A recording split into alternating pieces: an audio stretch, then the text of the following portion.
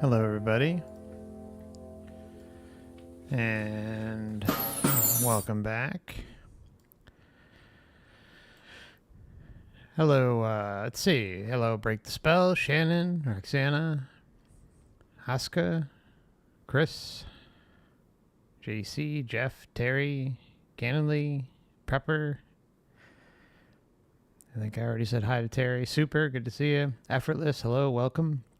Tom S., good to see you. And Ed, hello. Chain Minds Asylum, hello.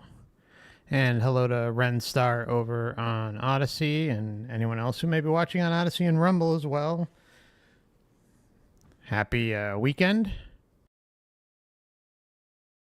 So today's date is Friday, August 18th, 2023. We're going to... Oh, one second. Before we even go any further...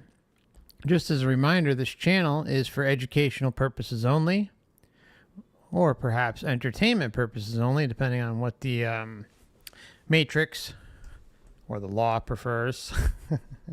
So, yeah, now that that's out of the way, welcome to part 3 of the Michael Newton Memories of the Afterlife cover-to-cover commentary.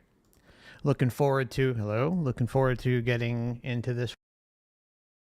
I believe we're going to be starting off with some talks about the Council of Elders. We'll try to get through a few cases.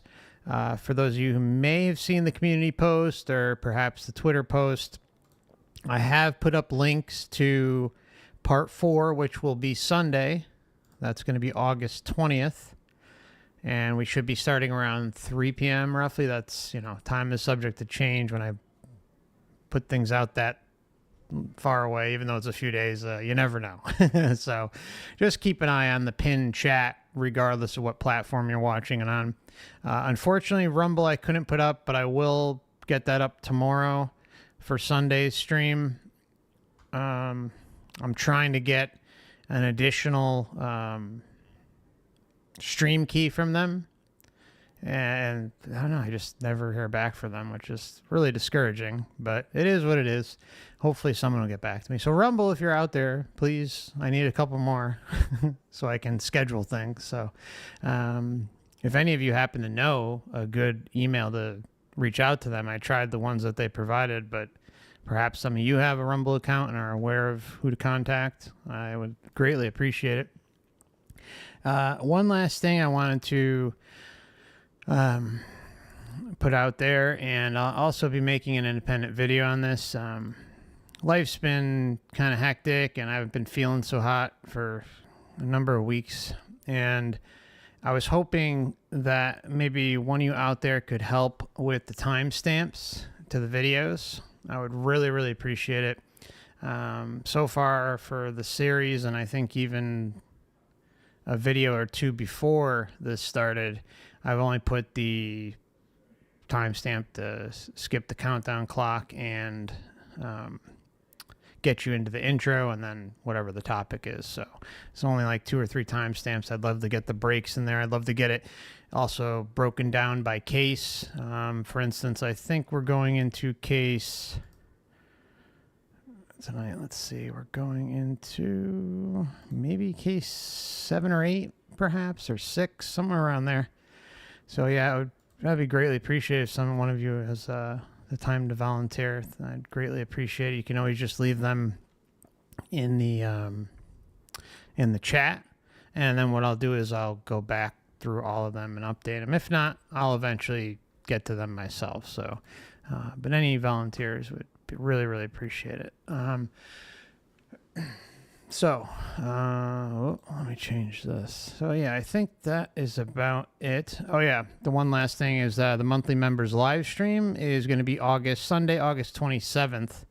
And I don't have an exact time yet. I am going to try to accommodate some of the other time zones and perhaps start it earlier, but I don't want to give a definitive time yet because I'm just not sure. There's a potential thing going on that afternoon that I may have to attend to. So if you are watching, I just changed the description at the top. We are in part 3, not part 2. So is it buffering? Oh, shit. Hold on. Is it buffering on any other platforms? Looks okay. Looks okay on Odysee. Looks okay on Rumble. At least for the time being. I mean, I'm just checking them now. Okay. Not buffering? Okay. All right. Okay. Well, I appreciate the heads up either way. I mean, I always appreciate that because I don't want to... I'd hate to continue and not have everything. So that's cool. All right. Let's get moving along. We got a couple hours ahead of us, maybe longer. Oh, and I did just want to throw this out there. There is a chance, depending on how I'm feeling tomorrow, I may do one tomorrow. I don't know. We may do 3 days in a row or back-to-back days. I may skip Sunday. I don't know. But right now, part 4 is scheduled for Sunday. But don't be surprised if for some reason part 4 is randomly pushed up tomorrow at some point. So please keep an eye on the community tab. Maybe check back for the community tab or check back with the link provided for part 4, which I'll pop in the chat, and that all is in the description tab as well. Actually, I don't think it is in the description. I apologize. It's on the live tab on YouTube. It's on the videos tab on Odysee. So I don't know. Just keep an eye on that. If for some reason that changes to tomorrow, it may be a random kind of thing, but I'll try to maybe pop up a quick reminder video that goes out so it can hit more people. So, okay. If you're buffering, my suggestion would be to refresh. Refresh, maybe close, if you're watching on an app, close the app. If you're watching on a browser, close the browser, reopen, and give it a shot. So, as long as everything's okay. Hey, thank you so much for your kind donation, brother. I really appreciate it. That's very kind of you. Always good to see you, my friend. And what does that say? Oh, there's no super chat. But thanks, man. That's very kind of you. Appreciate you, brother. Thank you so much. Greatly appreciate you. Okay. Thanks, Ed. It's been great getting to know you, brother. We've been around one another for quite a few years now. So what, 2-3 years? Okay. So thank you, man. I really appreciate it. Okay, let's get rolling. 6. Insight into the Council of Elders. Dun, dun, By dun. Deborah Bromley, Bedford, England. EFT, Emotional Freedom Techniques, practitioner and trainer specializing in women's issues, past lives, and life between lives hypnotherapy. People who come for Life Between Lives regression are usually very familiar with the books written by Dr. Michael Newton. It's not surprising that reading such inspiring stories about the afterlife awakens a deep desire to seek the experience for oneself. At the time of her LBL, Helen had no knowledge of Newton's books or ideas about the structure of the spirit world. So what makes this LBL fascinating for me is not only the freshness of Helen's spiritual journey, but also the first-hand validation of the material in the books. Sometimes the mind can construct doubts and expectations so that clients may come with a set of preconceived ideas about their life as a soul between incarnations. Fortunately, the guides have other ideas, and they gently direct the action and the energy to ensure the session is both revealing and fulfilling so the client receives the spiritual journey that meets their needs. It isn't possible to describe the experience of LBL. It defies explanation. Your focus may be on your burning this life questions, but as soon as you are connected with the memory of your life as a soul, you are able to recall the limitless love that exists for you in this place. Love that holds you and supports you through your incarnations. The love of your guide, the wisdom of your counsel, the deep connection with your soul friends. And it is overwhelming. Once you have been immersed in this love, you cannot feel alone or in doubt. It is like having your connection to the spiritual internet opened. By recalling your LBL, you can re-experience and reconnect with your soul intelligence. Then life's everyday struggles pale into insignificance because you can put them into a proper perspective.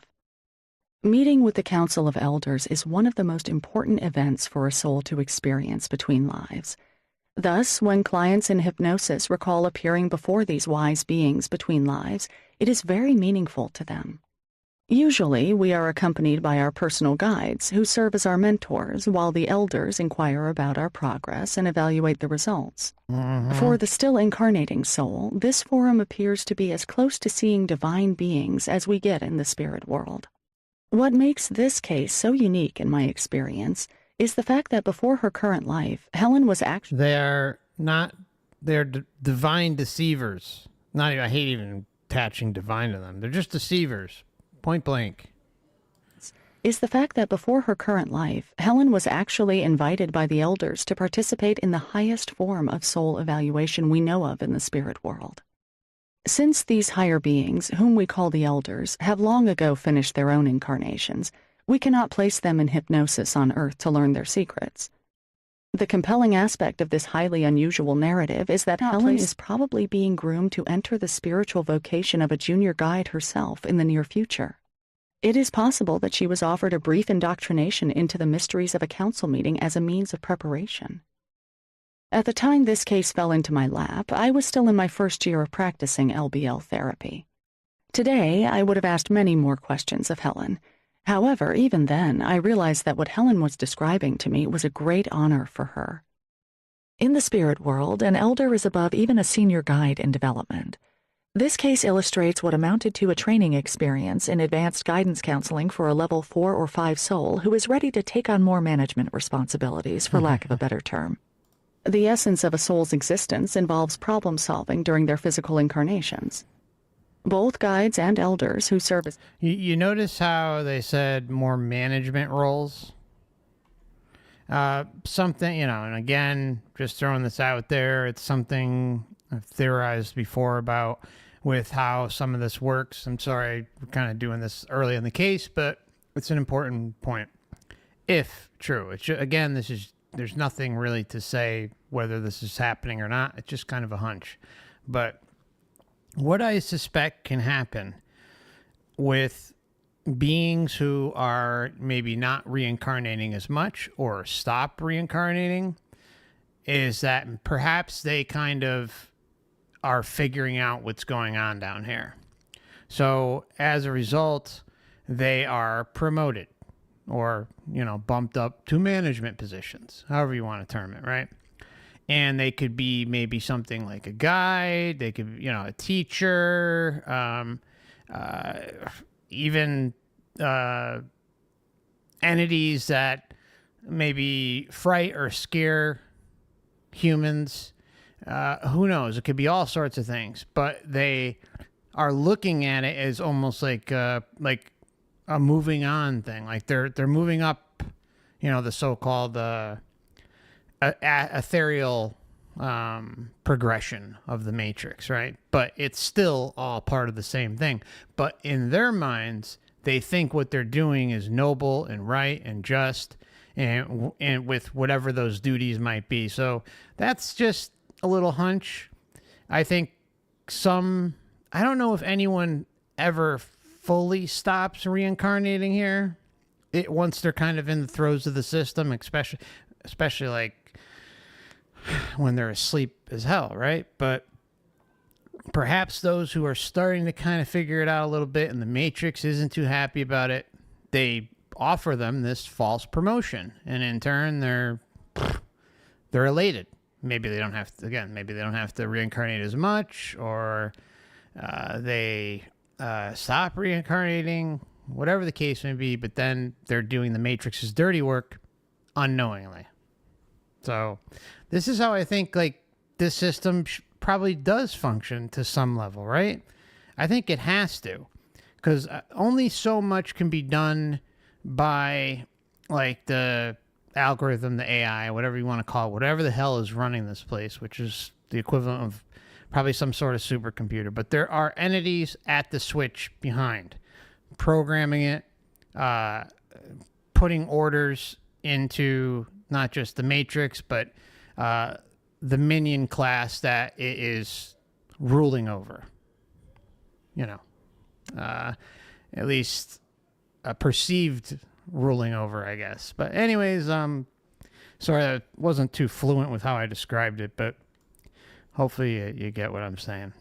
training experience in advanced guidance counseling for a level 4 or 5 soul who is ready to take on more management responsibilities, for lack of a better term.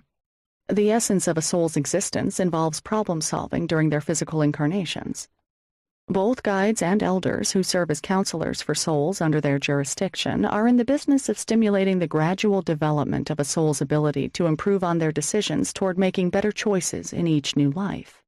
This story reflects the impressions of someone who briefly went behind the scenes in a council chamber meeting to actually engage in the process of evaluating others at a level not normally experienced by a still incarnating soul.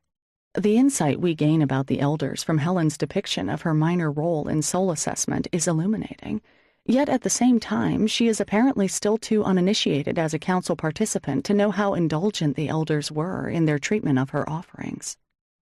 Connecting with the spirit world while on Earth is called channeling by some. It's like tuning yourself into the right radio station so you can listen to different music.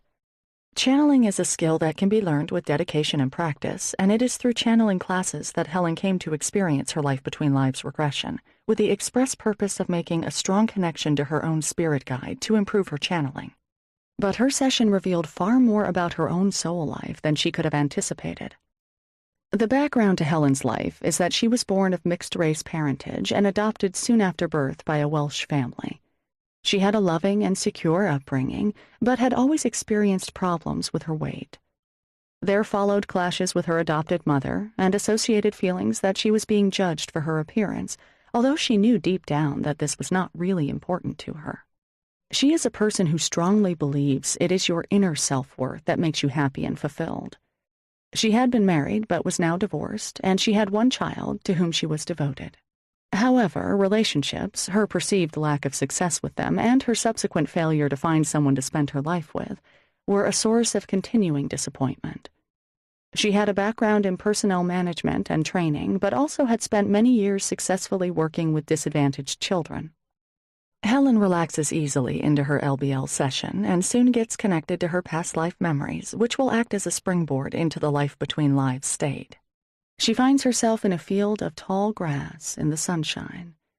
She is a young girl, about 20 years of age, named Shakira.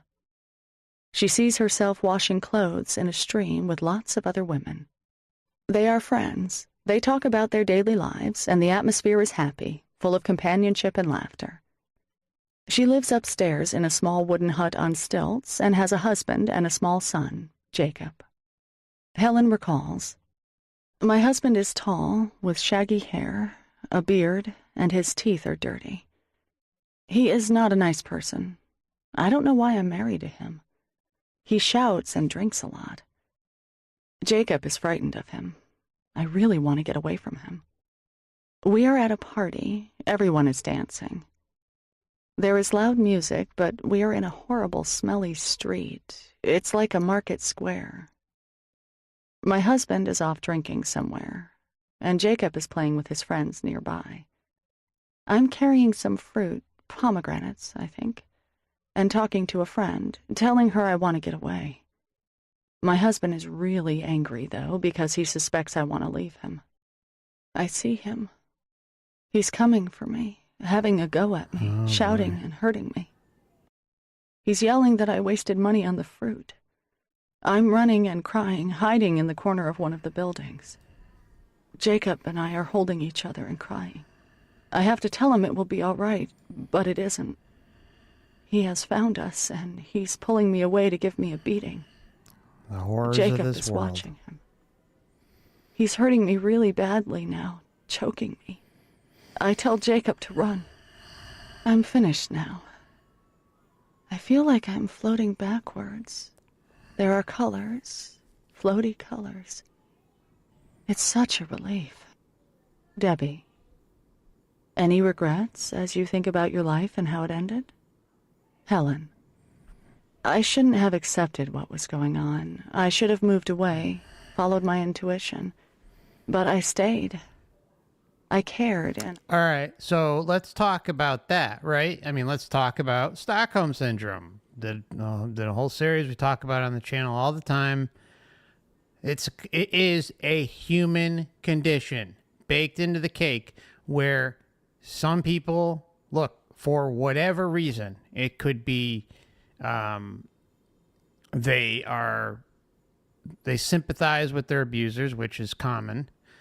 Could be financial, where they don't have the money or resources to go to get their own place. Maybe their family's passed away. They're not on good terms with their family. And so they are stuck in a situation of abuse, in an abusive loop. It's horrible. All right. And there's a lot of reasons, but we can sit here and say, oh yeah, well, that man is to blame. And of course he is. Whoever the abuser may be, regardless of what situation it is. An abuser's an abuser and they're pieces of shit. But you have to really keep in mind the human condition. Remember, this meat suit is programmed a certain way. It has a tremendous amount of flaws. And so the ability for someone to be in such a mindset and be in a loop of abuse, isn't that screwed up? Isn't that messed up enough? The fact that you can come here and be predisposed, and because of the inherent limitations of the human experience, that you can fall victim into something like this and end up being murdered or severely beaten, abused, whatever the case may be, by someone that you think loves you. Think about how easily the human experience, how easy it is to be programmed. It's baked into the cake. It's literally in there. And some of us break through it. Some of us are stronger or weaker than others. Doesn't make you any less or any better. It's just the way this place works. If that's not a red flag, I don't know what is. I mean, it's heartbreaking to hear this type of stuff. And this is just, one example in a sea of billions, probably, right? Multiple billions, probably trillions, depending on how many lifetimes there are, right? Across the multiverse, across the whole Earth realm matrix experience. Who knows? Trillions and trillions, I mean, it's sick to laugh, but the possibilities are endless to the number of times something like this could occur. Anyways, it's just disgraceful. I cared, and I don't like to let people down. My husband hurt me because he thought nobody loved him. I'm in spirit form now, and moving fast. Some people are coming to greet me. It's Melanie, daughter today. Sam and Ellie, close friends today. Oh, Mom's mother today, coming too. She's puffing, running late as usual. That's just like her. They are clapping and laughing. They are all standing up. You done well, girl. I feel so happy and light. It's such a relief. Now I have to go to a place. Yeah, you've done well. You took that abuse right on the chin. Good job. All right, you ready to go again? Really? Come on. Well, girl. I feel so happy and light. It's such a relief. Now I have to go to a place of restoration. That's what I call it. I go and relax in this other light. It's yellow-orange colored, and it just comes up and makes you glow. It fills you up. Debbie. What is this for? Helen. Well, it feels like putting your fingers in a socket. It's amazing. It recharges you after you have been away. I only need a little bit. It recharges you and zaps your memories, probably. It's like what'd you say? It's like putting, think about this, what she said. Just hear it out. It feels like putting your fingers in a socket. It feels like putting your fingers in a socket. Think about an interesting time where this is actually shown is in the Disney Pixar animation movie Soul, where they talk about the great beyond, and it's the white light. And as the souls are they're going up like a staircase, or I think in Joe's case, like piano keys, kind of like stairs. And as they jump in, there's like zzz, zzz, zzz. It's like they're like an electric kind of buzzing. Anyways, hey, Uwu, great to see you, my friend. Thanks so much for your kind super chat. I appreciate you, my friend. Uwu says, have a great night, Mark. All the best. Thank you, my friend. Same to you. Did you after you have been away? I only need a little bit because I was young, but I didn't enjoy that last life. It was hard, so this energy is doing me good. Yeah. Debbie, what happens to you after you have recharged your energy? Helen, I'm going into this huge space, like a floating coliseum. There are loads of spirits here.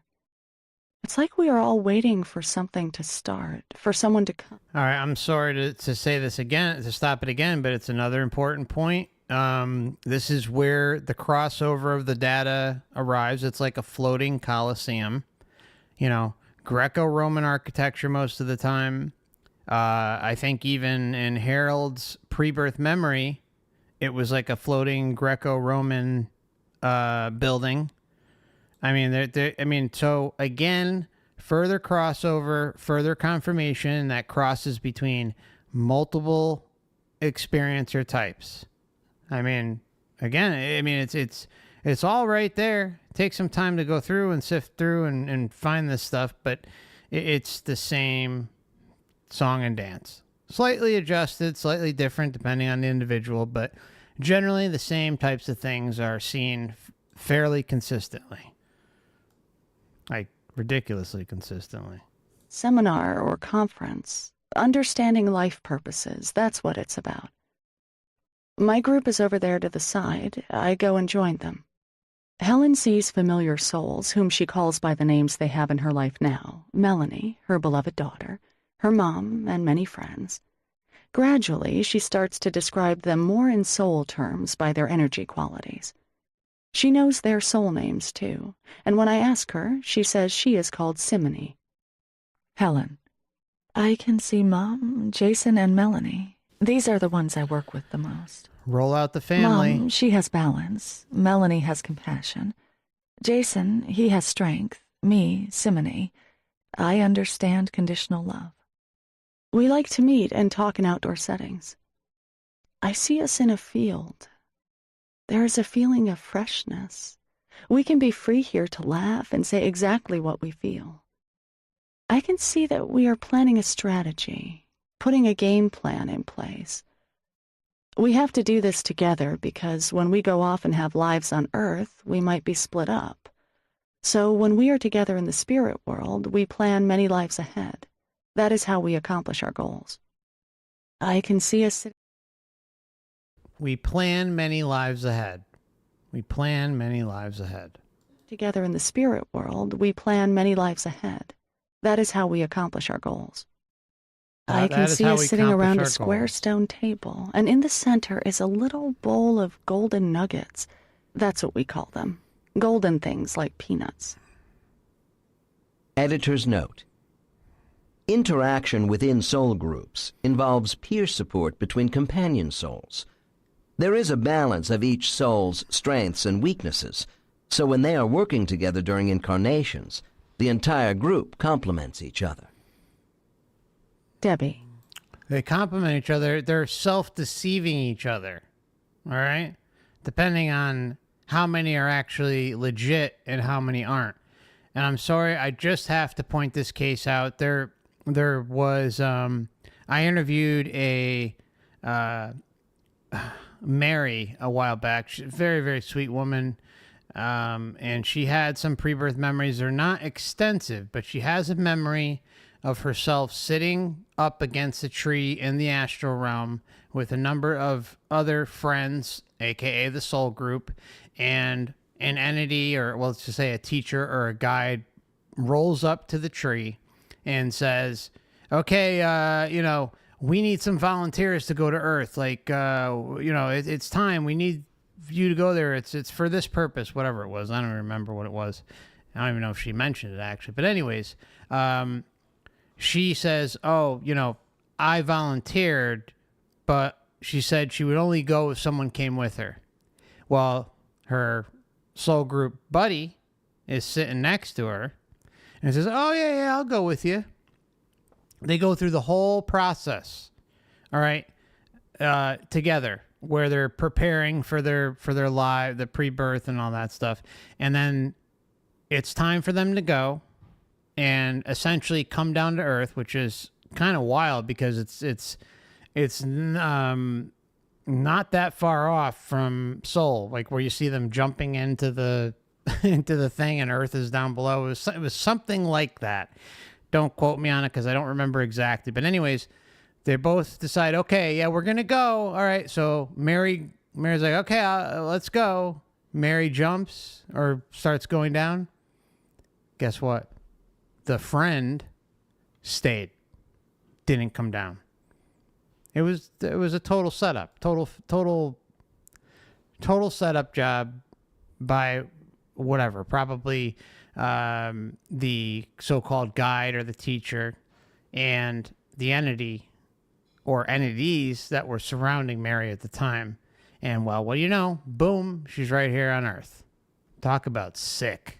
I mean, that story blew me away to hear that level of deception, and I still could not convince her about the soul trap and and how.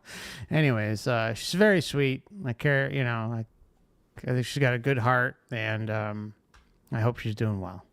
Helen. Well, we eat them, but we don't, if you know what I mean. They're to help us when we are back on Earth, to give us recognition. We take in the little golden nuggets at key points in our plan. Then, when we are on Earth, we get a feeling of recognition at that key point.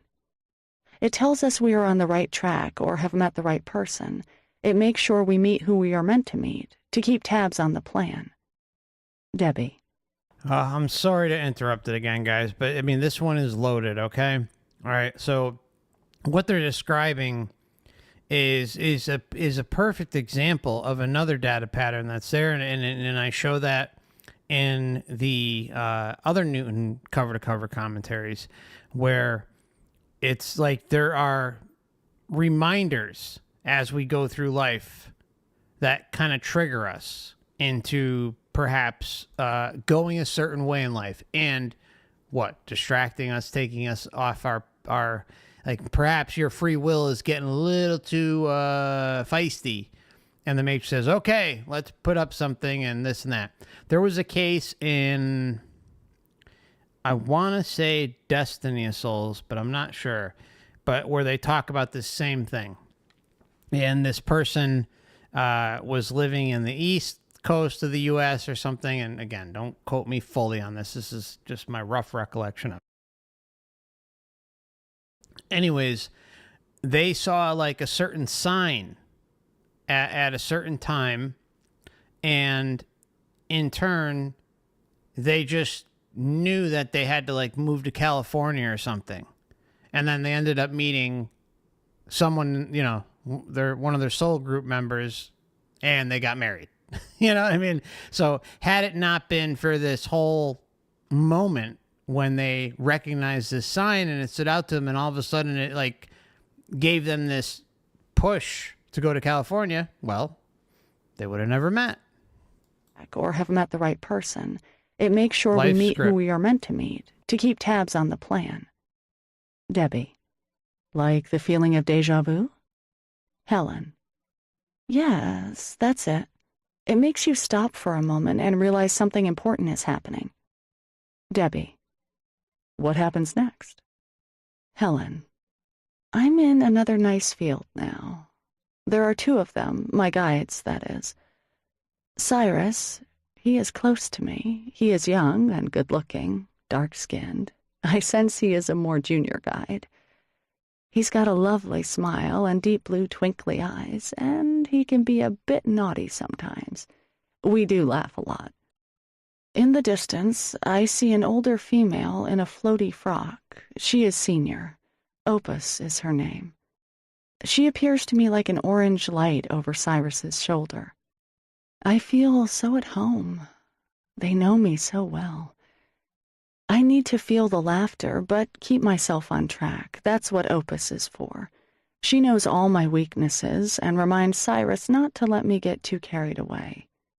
That's my trouble. I'm always looking for the love, the unconditional love. It's my main attribute. I don't see... I'm always looking for the love. I'm always looking for the unconditional love. Well, that's like the Matrix specialty, right? The addiction to the sensory experience, the addiction to love. And, you know, again, love is the best thing going in this place.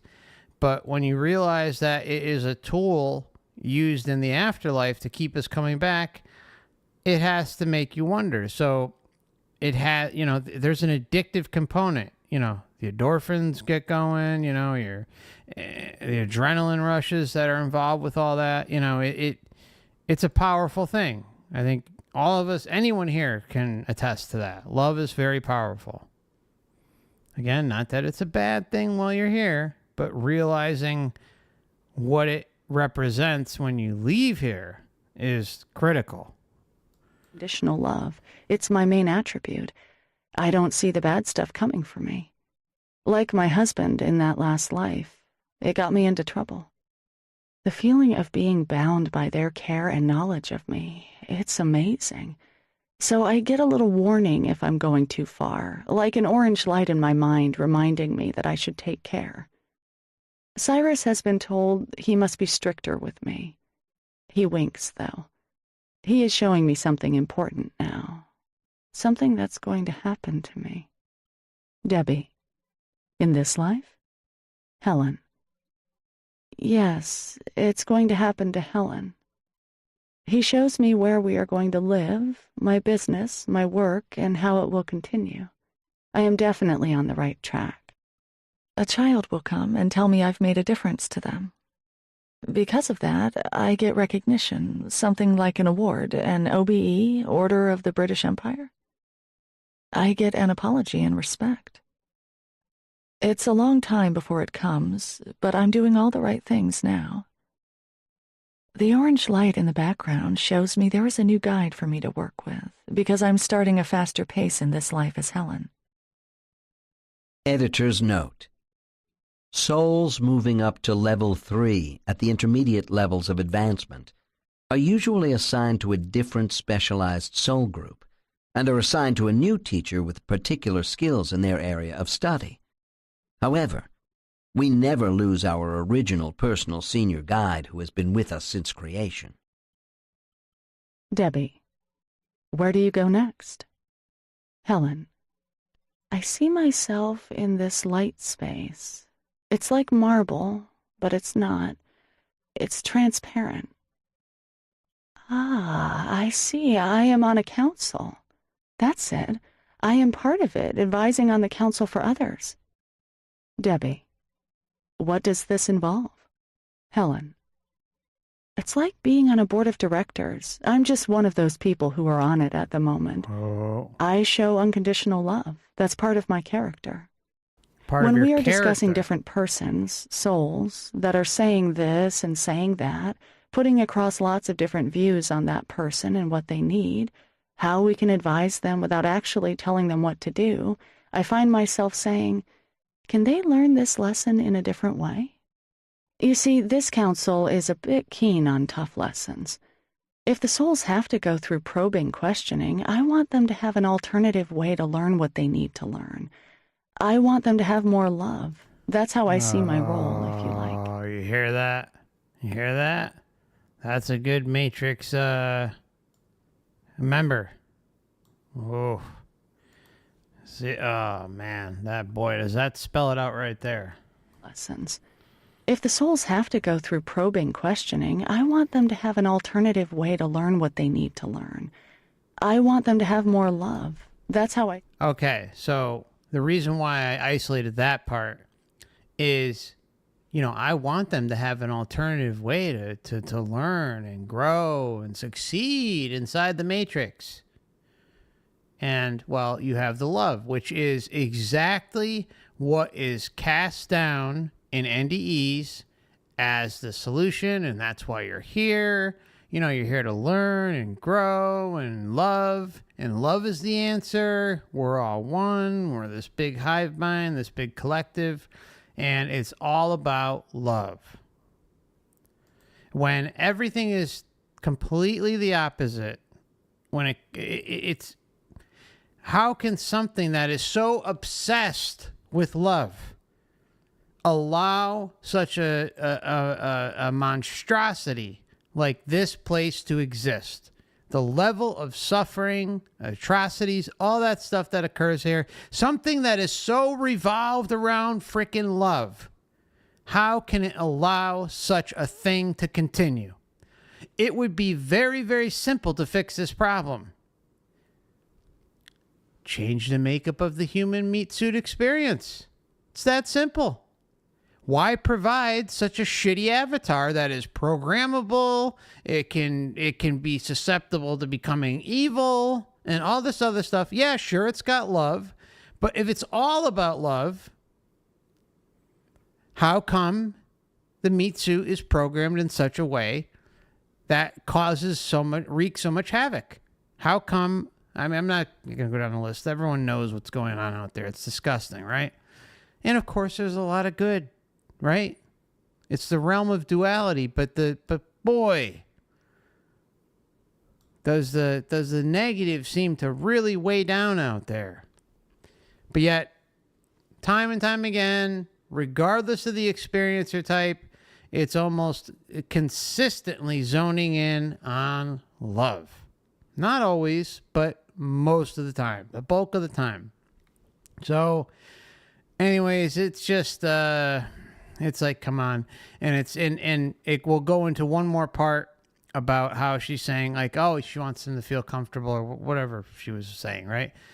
Well, that's like the life review, right? It's like, oh, we're gonna, love bomb you, make you feel good. And how many NDers say, oh, I wasn't being judged. There's no judgment involved whatsoever. I was judging myself. See? I mean, it's right there. These are the connections weaving in and out of us, or out of these weaving in and out of these experiencers, all the different types, and yet there's a common thread, multiple threads. So if everything is about love and light, and we judge ourselves and so on and so forth, well, that love is being utilized as a tool to make things not as harsh, so that we end up perceiving that we're judging ourselves in the end. Has nothing to do with the Matrix, nothing to do with the Council or God or Jesus or Buddha or Muhammad or the Creator or whoever. Has nothing to do with that. It's we're judging ourselves. Come on. Let's get real here. Debbie, tell me how it works. Helen. Well, there are 9 of us. I'm on the far right-hand side. I'm a bright golden yellow color. I can't really see over to the other side, except when they are speaking. That's when the energy color or feeling of the speakers sort of lights up. Okay, so I'm sorry. I know I'm interrupting a lot, but she can't hear what they're saying. We've seen that a ton of times in NDEs, where they can't, there's like either like some teachers or a soul group or maybe parents or something. They're like in a distance and they can't make out what they're saying, or there's guides. And it's like, oh, I knew they were talking about me, but I couldn't understand or hear what they were saying. Well, what's going on there? Seriously, I mean, it's the way these things intertwine and show the same thing is incredible. Things get a bit heated. Debbie, I can't imagine souls getting heated. Helen, perhaps heated is a bit simplistic. There tends to be a collective feeling of agreement about taking a firm stance with certain souls. I hear and feel the energy growing. That's when I have to chime in with my opposite view, to be fully engaged by recommending a softer stance and forgiveness. Then the energy sort of subsides and questions itself, a review and summation. I get commended for my view. I have to show alternative scenes of a soul's life, like passing diagrams or drawings to the chairman. He is in the center. I pass these tablets of stone with swirly golden writing on them. and everyone examines them as they are passed around. Oh, I bet they do. Editor's note.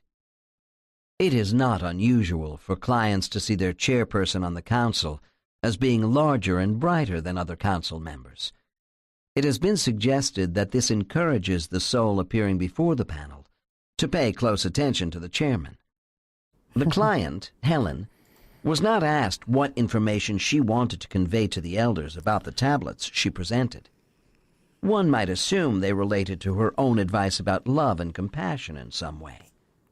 We do have information about signs and symbols that are used at council proceedings that represent an interpretation of ideas. When we meet before a soul comes in, we always discuss everything that has happened in the soul's life in great detail. We review how our advice before the last past life has been heeded and note how each soul has reacted to our advice.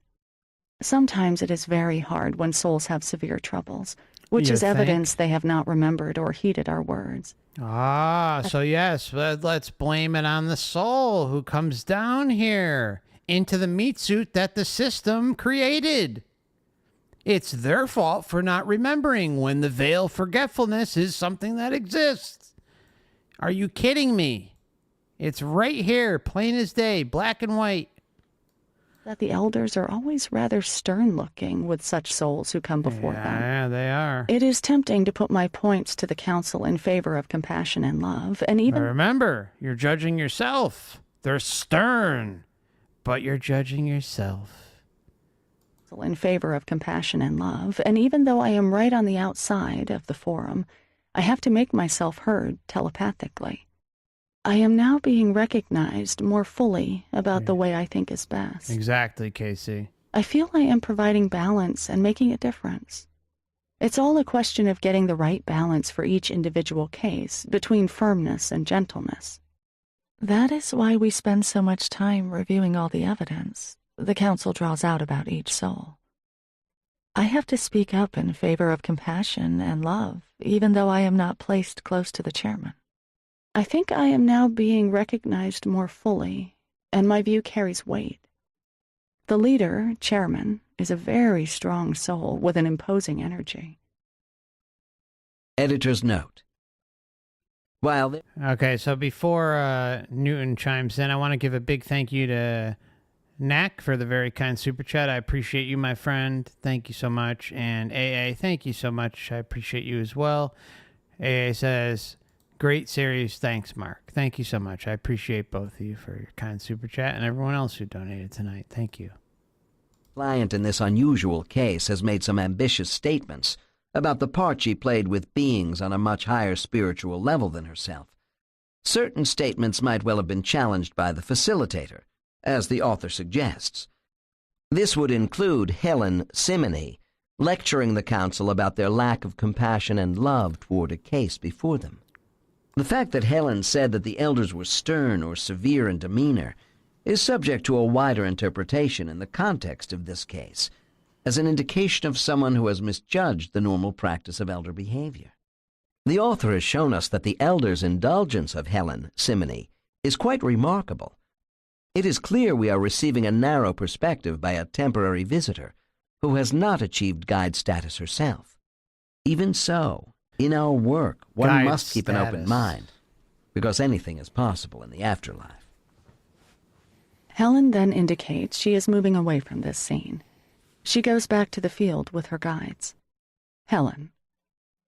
They are there together now, telling me what I need to concentrate on. They say, "You nearly got it. You've got more to learn, though." As Helen has connected again with her guides, I ask them if they will answer the questions she has brought with her about her life now. Sometimes it's not in the soul's best interest to have easy answers, but in this case, they agree. Helen is able to see and hear what they say and report back to me. I ask her personal questions about her life, her work, her daughter, and relationships.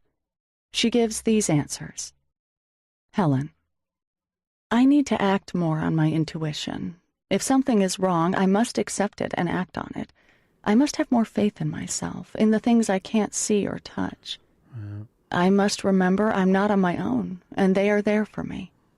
I thought I had to learn to trust people more. She has been very mistrusting of men in this life. But that is not so. I have to learn to have faith and not be mistrusting. Have faith and trust people until proven otherwise. I must not be suspicious. I can see now that I have gone too far the other way in this life, and it is stopping me from getting close to people. Not everyone is out to get me. I should now connect more with them, my guides, in my everyday life. If I have a question, I can just put it out there and they will reply. So when I get a feeling or idea, I must go with it. If I get a thought about what to do, how to sort something out, I should go with it instead of analyzing things and pushing that original thought out of my head. That's because if I go wrong, he, Cyrus, only has to come and get me anyway, usually by making something bigger or worse happen. If I listen with my heart, then everything will be okay. Yeah. Helen considers... Well, I mean, like, look, I'm not going to crap on intuition whatsoever. Intuition is extremely powerful while we're here. But I'm not necessarily going to chalk it up to... this is kind of my gut, right? Again, no evidence to support this, so don't take this as something that has substance. But it's just a gut feeling.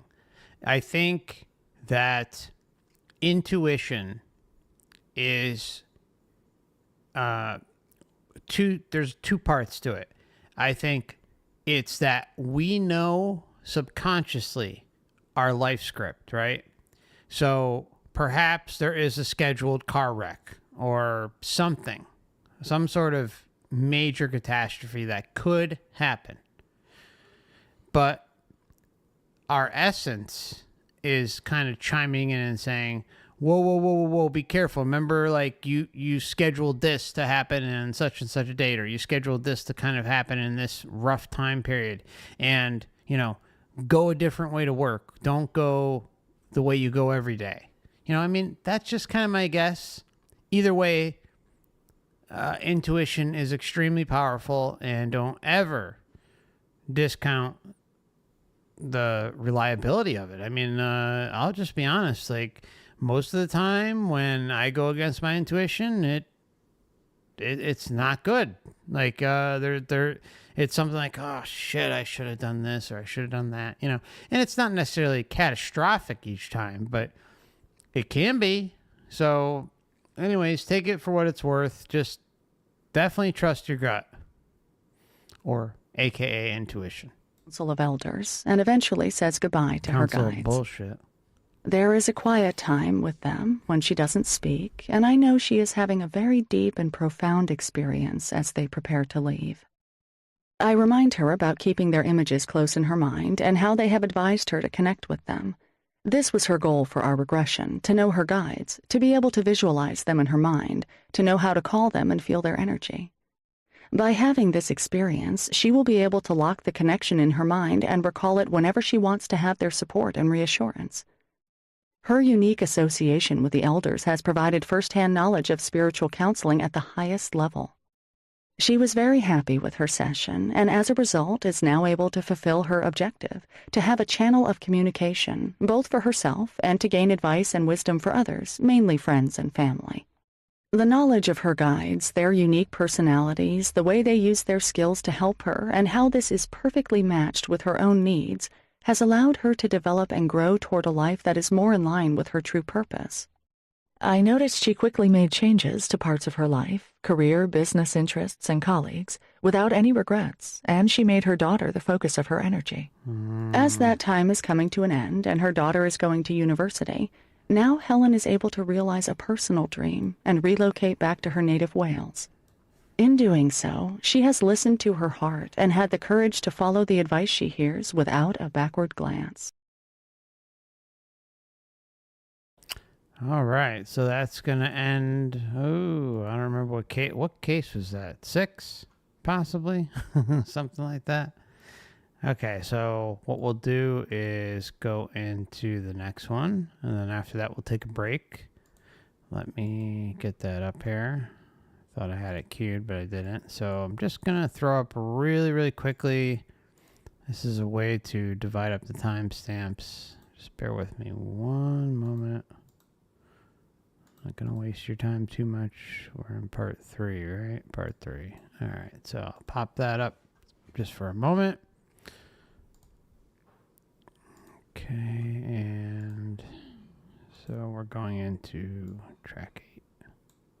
7. Lothar the Barbarian Oh. by David M. Pierce, Paradise, California. Retired firefighter and paramedic who provides patient support at a local cancer center. When facing a difficult or painful situation, the degree of suffering one experiences may be significantly diminished when one finds meaning or purpose to the experience, even when the situation itself is not altered. What follows is the story of a man chronically plagued by a lack of energy. Unable to discover a medical cause for his condition, I feel he began that. to explore the spiritual side of the question. A single Life Between Lives session laid bare the root and reason for his state. Even though he still experiences low energy levels, with this knowledge he was freed of the suffering that used to accompany it, and he has even come to regard it as a palpable reminder of his growth as a soul. Perhaps what strikes one upon meeting Mark for the first time. Oh yeah, it's so much fun to have low energy when you come here for an entire lifetime or the bulk of your lifetime. So much fun.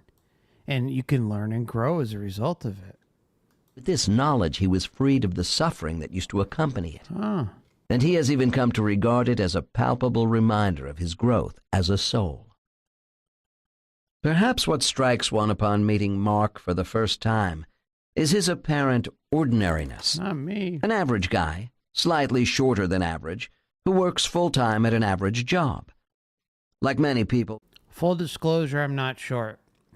I do have low energy. Ordinariness. An average guy, slightly shorter than average, who works full-time at an average job. Like many people past middle age, Mark has a growing interest in things of a spiritual nature. For most of his life, however, Mark would tire easily, and he had to be very mindful about how he managed his energy. Of this, Mark says, "I've always had a tendency to want to lie around more than most people. I'd feel like I had to manage my energy in a way that my friends didn't. Yeah. It seems like the amount of energy I have is very limited, and I have to husband it very carefully. I'd been feeling kind of victimized by my own body, betrayed or something. Exactly. I don't have chronic fatigue syndrome or anything like that. I'm able to hold down a full-time job and pretty much keep up with most people. So I don't have abnormally low energy. It just doesn't feel like what I ought to have." After reading Dr. Michael Newton's work in Journey of Souls, Mark decided to find a practitioner of this type of hypnotherapy. I had never done hypnotherapy before, and thought this might be an opportunity to explore on a deeper level and gain more knowledge from a higher source. Searching under the Newton Institute on the World Wide Web, he found several practitioners and selected the one he felt drawn to most strongly, even though it meant several hours of driving to get to my office. Since Mark had no experience with formal hypnotherapy, let alone a past life regression, I was hesitant about undertaking an LBL session with him right away. After email and phone conversations, we agreed to see just how far we could get, and he was comfortable with the idea of returning for additional sessions if necessary. On a sunny morning in early November, Mark arrived at my office in Northern California, Whoa. clad in a t-shirt, faded jeans, and well-worn sneakers. While he sat on the small sofa next to my desk, I inquired about any new questions he may have, and spent a little time recapping some of the questions and answers from his intake form and earlier conversations. It's ridiculous. Once I had finished outlining the potential course of today's session, Mark transferred himself from the sofa to a small leather recliner I've affectionately dubbed my hypno chair. Over the next 30 to 45 minutes, I worked with Mark in the preliminary phase of our session. Gradually taking him deeper and deeper into trance, I provided him with opportunities to test and gauge his depth of trance, and engaged in a series of hypnotic warm-up exercises aimed at vivifying his internal experience through various sensory modes: visual, auditory, kinesthetic, olfactory, and tactile. This initial phase of hypnotic work culminated with an age regression. Counting backwards from his present age, we moved further and deeper into Mark's past, superficially at first, and then pausing at ages 12, 7, and 3 to examine mundane details more closely. Mark seemed to be bringing up detailed childhood experiences as if he were experiencing them directly rather than simply recalling them. This was a very good sign indeed. I activated my sound recording equipment and regressed Mark back to pre-birth, where he felt himself within his mother's womb. Almost immediately we hit pay dirt. David, tell me what you're experiencing. Mark, I just feel very floaty. I'm me, but just a lot more primitive. David, feel your energy through this primitive me, this primitive self. Does this seem like a good fit for your energy? Mark, it doesn't feel particularly good now. David, tell me about that. What do you notice? Mark, it's not what I'm used to. David, tell me what you're used to. Mark, I'm used to being kind of a big, rambunctious guy with lots of physical energy and strength.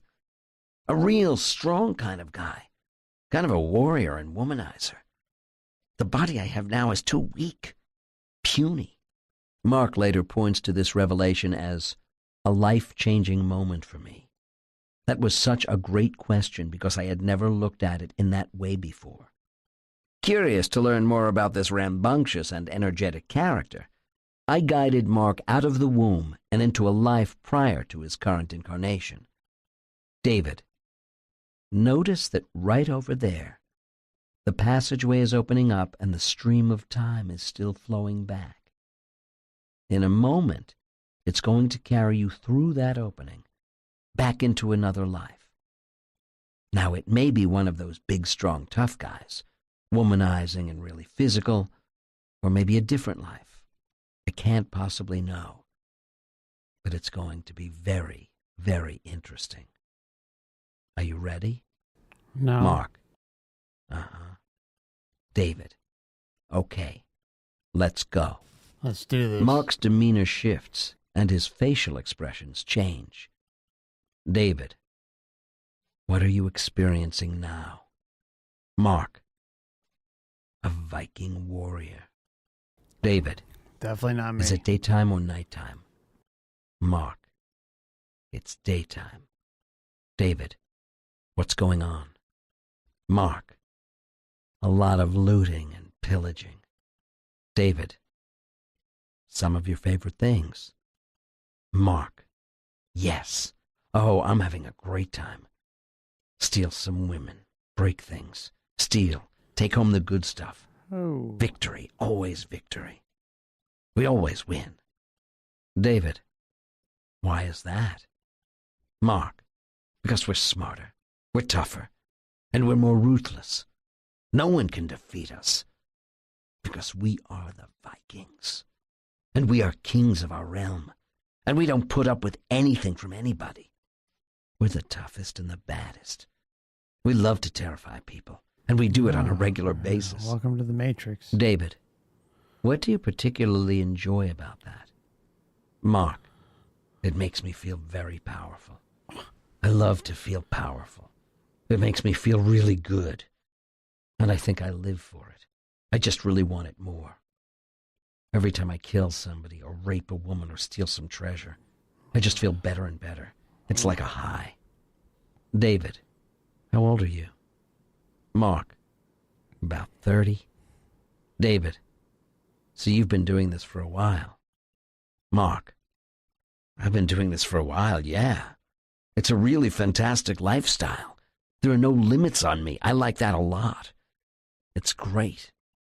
While this information may have been interesting, entertaining even, it still did not shed much light on what had transpired that resulted in Mark's current experience of low energy.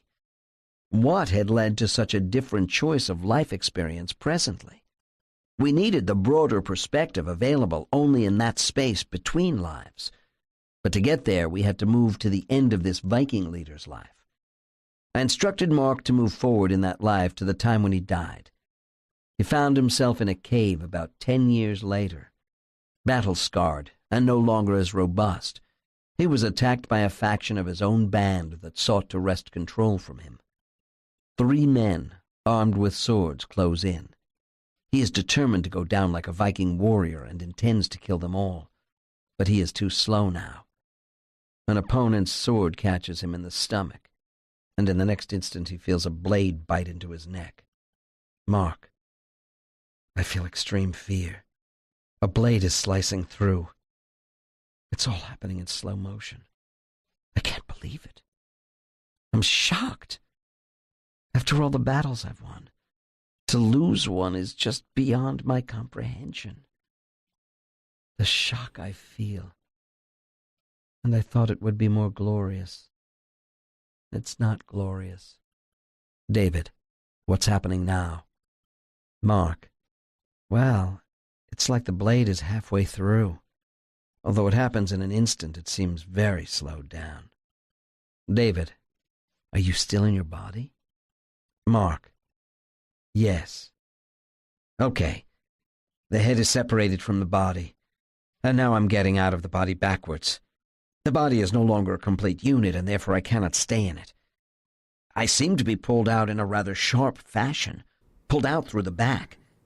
I see my body leaving, going down, and I'm standing outside. I still love this body a lot, and I'm just watching it all. All the warriors are celebrating their victory of killing me. Editor's note. There are newly discarnated souls, usually at levels 1 and 2, who are disturbed by a physical life just ended.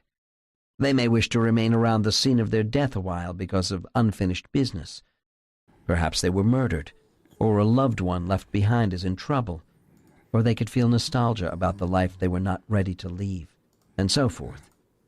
For a number of... And that's exactly what aligns with what we've talked about, like,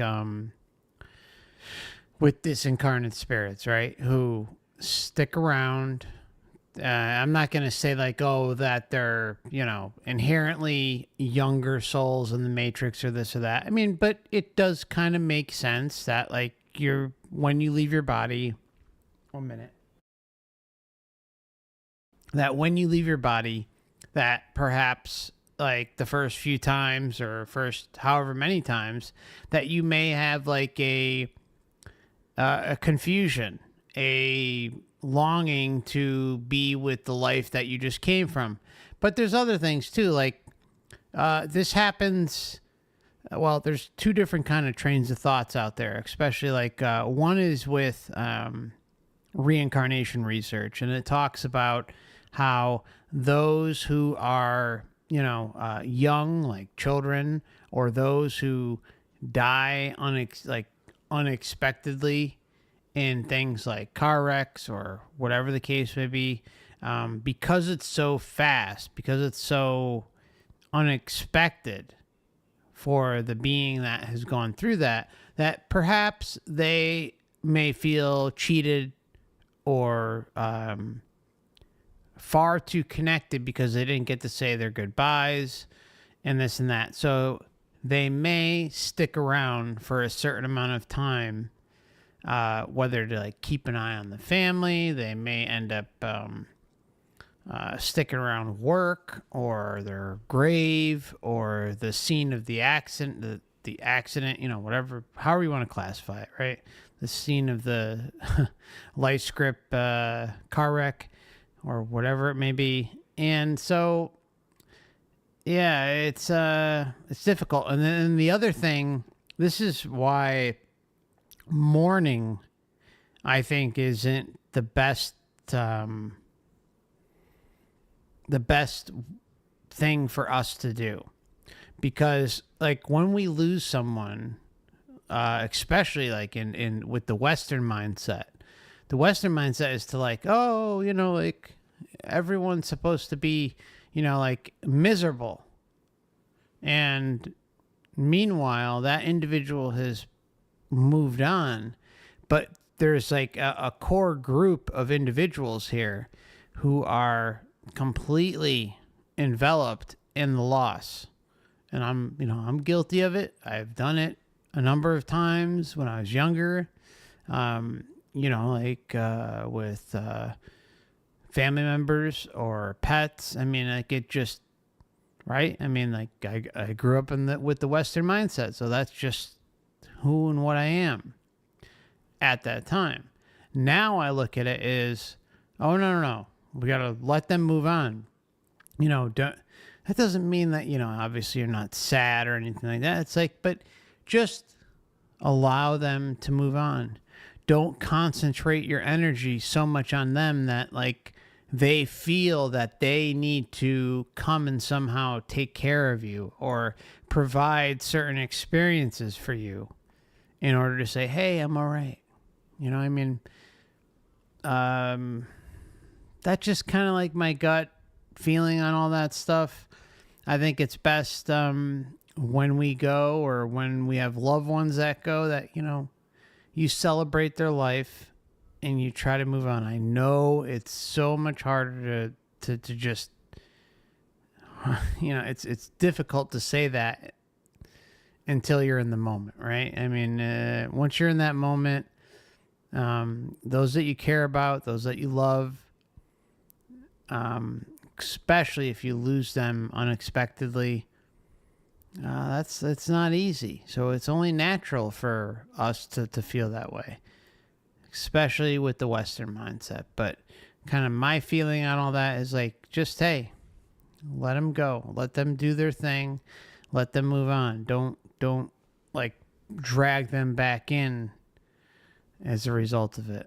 I know it may sound a little heartless, but it's not heartless because it's important that everyone kind of moves on, in my opinion, as quickly as possible. And the other way you kind of look at it too is those who do move on or have passed unexpectedly. You kind of look at it this way, like it really kind of boils down to them at the same time. So even though like a family could be emitting like this energy, this frequency out into the matrix, like, oh, like we miss you, we love you, we care about you, we're so sad, please, let us know you're okay, and so on and so forth. Those types of things still could boil down most likely to the individual. But again, like if you're not aware of like the deception going on here and everything that comes with it, you're not going to think twice about something like that. So it's like it really doesn't matter in the end, because either someone's going to see through the bullshit or they're not.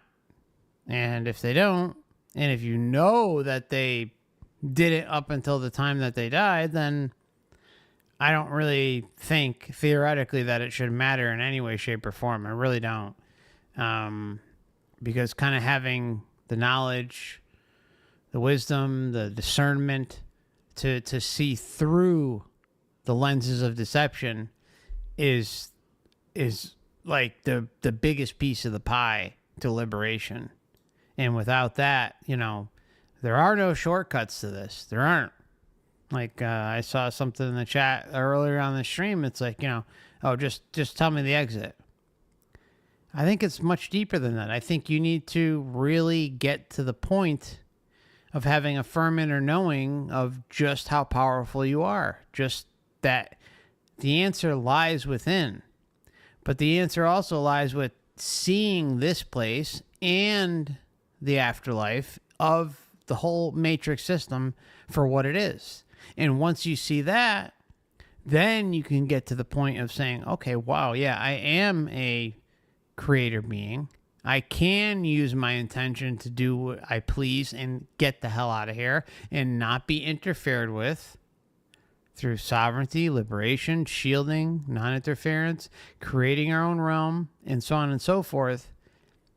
But without those components, without that firm inner knowing and confidence about who and what you are, then I really don't think it means much. I'm just going to be honest.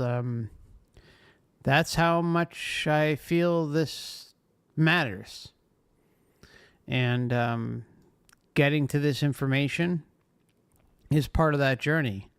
Whether you're doing it on your own or, looking here and doing your own research in conjunction with all that, doesn't matter. It's just like you need to get to the point where you're confident in yourself, where you stand firm, unrelenting, nothing's going to stop you, and that's the bottom line. Like you are taking the sovereign journey to liberation. And, no matter how many people may be mourning your loss down on earth, shouldn't matter. It really shouldn't, because you're confident in yourself. So nothing can pull you down here. Nothing, no matter what. I don't know. Anyways, that's just kind of my feelings on it. Hope I didn't ramble too much. About the life they were not ready to leave, and so forth. For a number of reasons, they might not be ready to go into the light of the afterlife right away. Yeah, the light. David, what's happening now? Mark, I'm just there. I'm still there in some kind of a disembodied state. I feel very alone and very devastated, and I don't know what to do. David, how long do you stay here before you move on? Mark, it seems like a period of hours. I'm just there. I don't know what to do. As the Viking starts to consider the life he was suddenly torn out of, he begins to see things differently from this startling new perspective. Mark, well, it seems that all the things I loved, my victories and my treasures, they mean nothing now. David, what is important? Mark, well, I don't know. Still confused and disoriented, Mark becomes aware of the presence of a pair of beings that have joined him. The beings appear to be almost entirely made of light, with the suggestion of a human form. Mark, they are gently taking me backwards.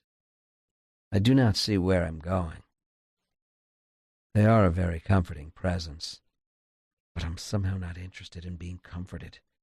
I'm still very much feeling like the Viking warrior. I don't accept comfort. I am like a god to myself.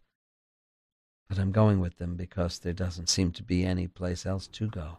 Matrix must love that. And they are taking me somewhere. And I'm trying not to be afraid, but I am afraid. I don't even know where I'm going. Then it gets very dark for a time. It's almost like I pass out or lose consciousness. I'm going through some sort of transition. Editor's note. It is not unusual for non-incarnating restoration healers, the two lights, to arrive either at or near the death scene of a newly released soul.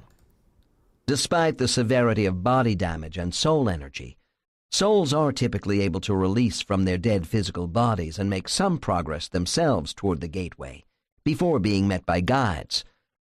Notice the skillful manner that the facilitator uses by guiding without appearing to lead his confused subject into the adjustment room with the help of the two lights.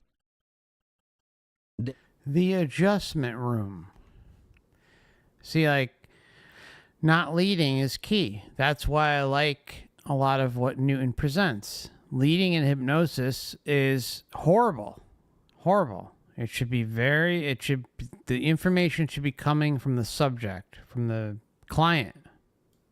And then questions should branch off as a result of that, but not in a leading way. David, okay. Pause and allow the transition. Just let yourself gradually unfold into that transition in a very safe way. You've already experienced some really dramatic, startling things, so it probably won't surprise you that whatever this experience is, however different it may be, it is also unfolding. Now allow things to proceed. What's going on now? Mark, I seem to have lost my Viking body. I've become a ball of light. David, how do you feel? Mark, it's all a little strange. I'm not really grounded in this place yet.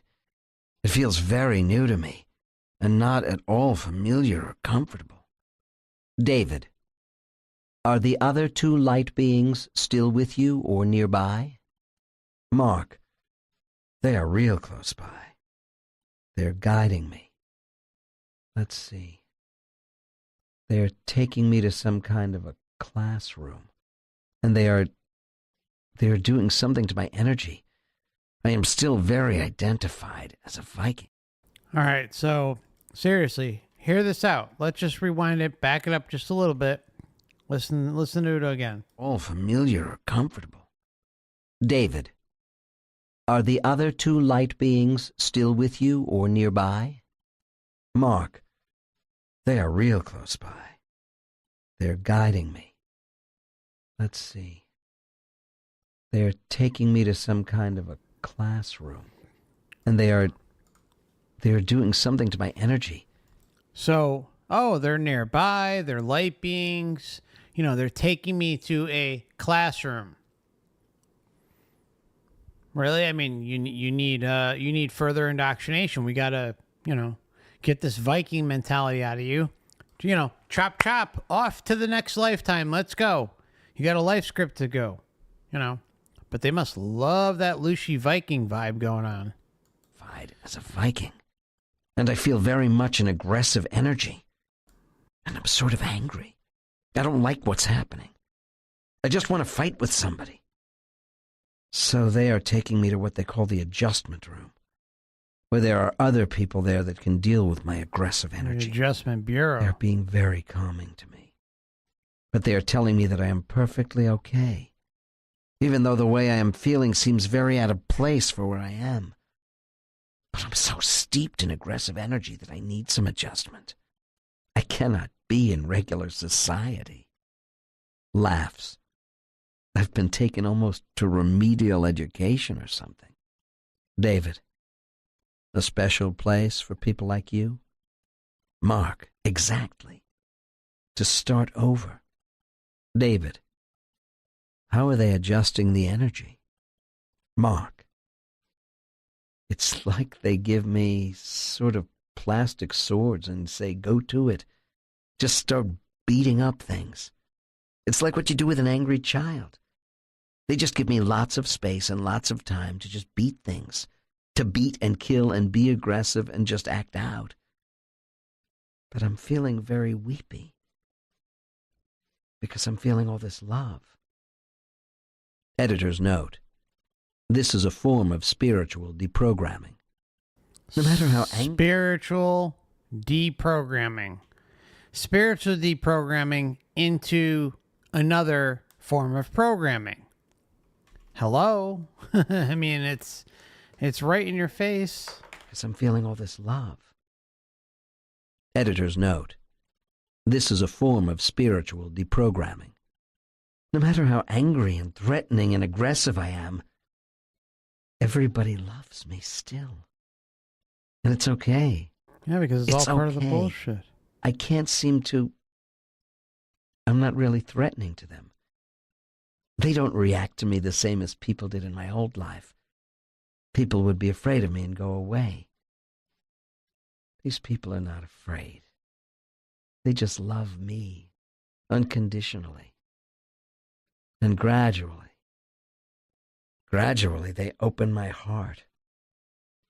All the time, they just sit with me and let me throw my tantrums and whatever I do. Weeps. They are just there for me totally. David, are the same two lights that brought you to this place still with you? Mark, they are still around, but they have turned me over to more specialized counselors who specialize in people like me. Are the same two lights the ones that brought you? Oh, no. They're carrying me on over there and, well, chop chop. Time for you to be dumped off here into the reprogramming matrix center. You go from one programming center to the next. I mean, again, we've seen things in previous regressions and pre-birth memories, not as much, but they're out there. Life between lives, where it's like there's work, like where you could be plowing the fields or doing things that resemble life on Earth, a literal training encampment. They exist. These are data points that are out there. They're not something that is just like, oh, it's like a one-off. No, they exist. Now, are you going to see it in every case? No, of course not. But they're there enough where it's like they're training facilities prepping you for your next lifetime. Or perhaps your first lifetime if you're new. I don't know. Either way, it's like a conditioning center. It's a continuity of familiarity between both worlds. So they are both familiar to you. Even though it's a surprise, it's not a surprise because either your subconscious recognizes it once you get here, or you are familiar with it once you're a little more opened up when you leave here. I mean, it's a really, really well thought out system.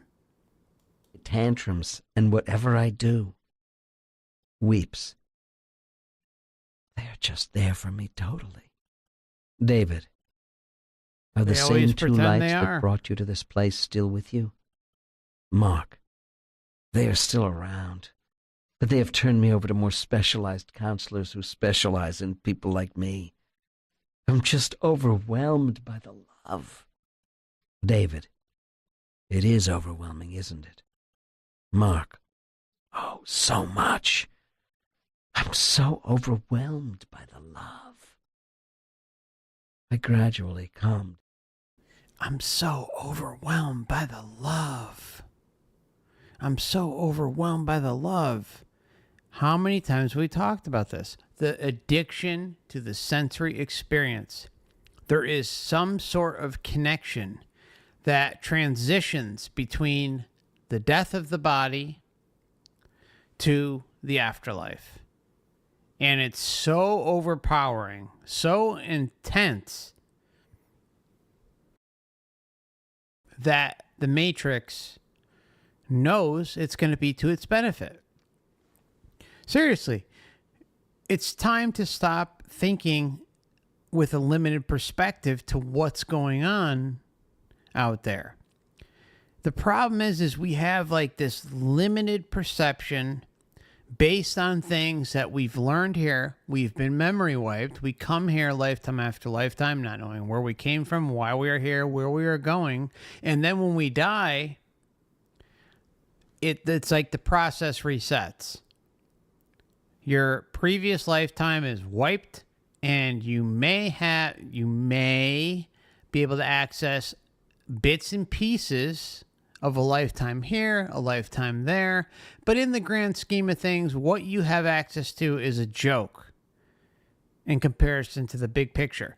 What about what and where you were, what you were doing before you came into this system? That's where like the thinking bigger in all this plays a role. What were you doing before you came here? Not just this lifetime. I'm talking about before you came into the whole Matrix system. Thinking bigger. Not putting anyone or anything on a pedestal. Not putting Jesus. Not putting Buddha, Muhammad. It doesn't... God, Creator, Hades. I mean, you pick it. Don't put anything on a pedestal. What about things that are outside of here? And I don't care who you are, what you're saying. I do not care. Anyone who comes and says, oh, well, I have all the answers. I was doing this. I was doing that. It's like, look, I'm not doubting that you may have had an experience. But in the same breath, I'm not going to say that, God and Jesus and Buddha and Muhammad and on and on are the answers. Because what are those things? Those are things that we are familiar with in relation to the Earth experience. And what we see is that the astral realms, aka the afterlife, or perhaps through accessible through out-of-body experiences, NDEs, breakthrough trip reports, on and on. That connection is, there's clearly a link between both worlds. So what's beyond that? Think about that. What's beyond that? Why should we limit ourselves to just something that is familiar to us when we know point blank there is a memory fuckery going on? That's really the bottom line. That's what's going on. We that's a fact. It's not debatable. It's 100% fact that we have a blank running through what we've experienced, where we've been, who we've associated with. And again, I understand, pre-birth memories, life between lives, NDEs, breakthrough trips. I understand that there are experiences out there that make a feeling come through as if all the answers are there, but they're not. I don't care who you are. Anyone who's claiming to have all the answers is completely full of shit. That's it. I don't claim to have all the answers. All I see is a big fat world of deception. And I see a big fat world of deception going on in the astral realm, and these two realms linked together, or multiple realms linked together, to present some big fantasy that we're supposed to believe. Meanwhile, we've been freaking memory wiped. I don't care who you are. You can't sit here and tell me that, I have recall of every single past life, every single second of every single day, of every single minute, of every single hour, month, year, from cradle to grave. I have full recollection. You know what? Not buying it. Not buying it. Okay? You would be like a diamond in the rough. So to me, it's like I go by the numbers. I go by the data. And if someone makes a big claim like that, then to me, it's like they're like, look, I'm not necessarily going to say like, oh, you're completely full of shit, because in the end, I do not know. I do not know. But in the grand scheme of things, when you're looking at the patterns, when you're looking at the data, you see consistency. And that consistency is being defied by what? A single individual or a handful of individuals. Are you going to blindly believe someone who tells you like this big fanciful story, or are you going to believe the data patterns where you see consistent answers, consistent patterns? That's the difference between what's presented on this channel and what's presented on a lot of bullshit channels. I mean, I love, all sorts of different kind of things out there. Like, I love, I'm not like a huge fan of sci-fi, but, stuff like that. Like, when you hear stuff that is just completely outside the realm of what the data is showing, you have to just think with your head. You can't just say, oh, well, this one story or this handful of stories completely plows over the collective of what the baseline information is showing, where there's consistency. That's the difference. There has to be some sanity when talking about this topic. You can't just like, oh, well, this person says I was forced, and this one says I was this, and this one says I was that. No. And this one says I was in a pod. And I mean, there's all sorts of crazy stuff out there. Can I prove it? Yes or no? No, I can't. I can't prove anything that I talk about. All I can do is say, here are the patterns. This is what I'm seeing. Do your own research. Come up with your own conclusion.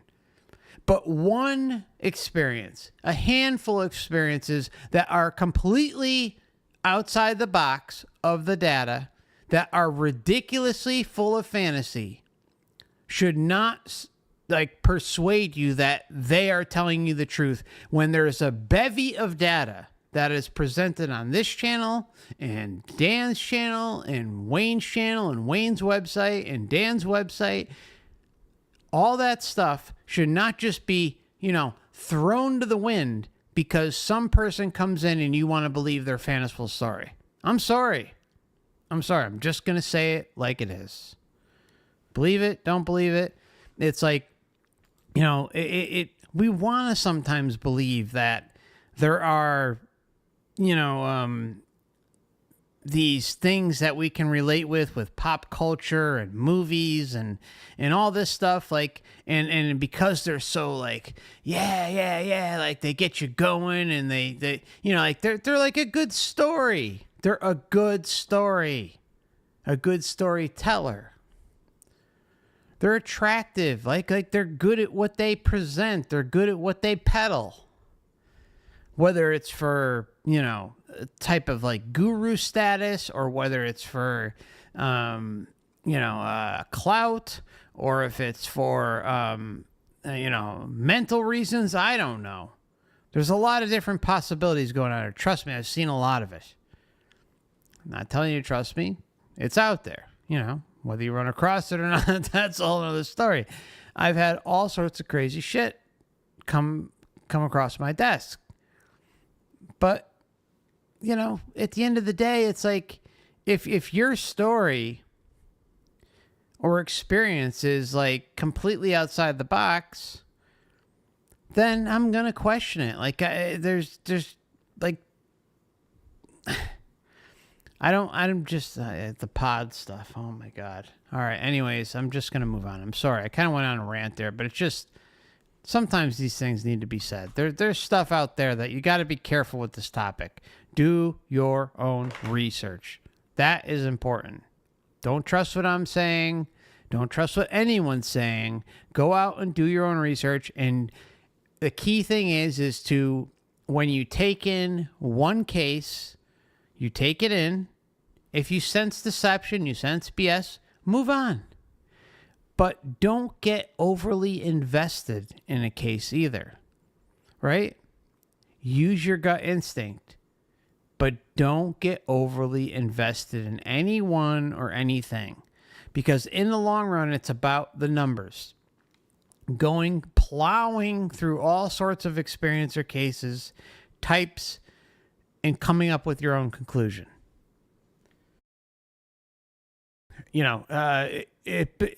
If something is overly fantastic, question it. Question it more than anything, because it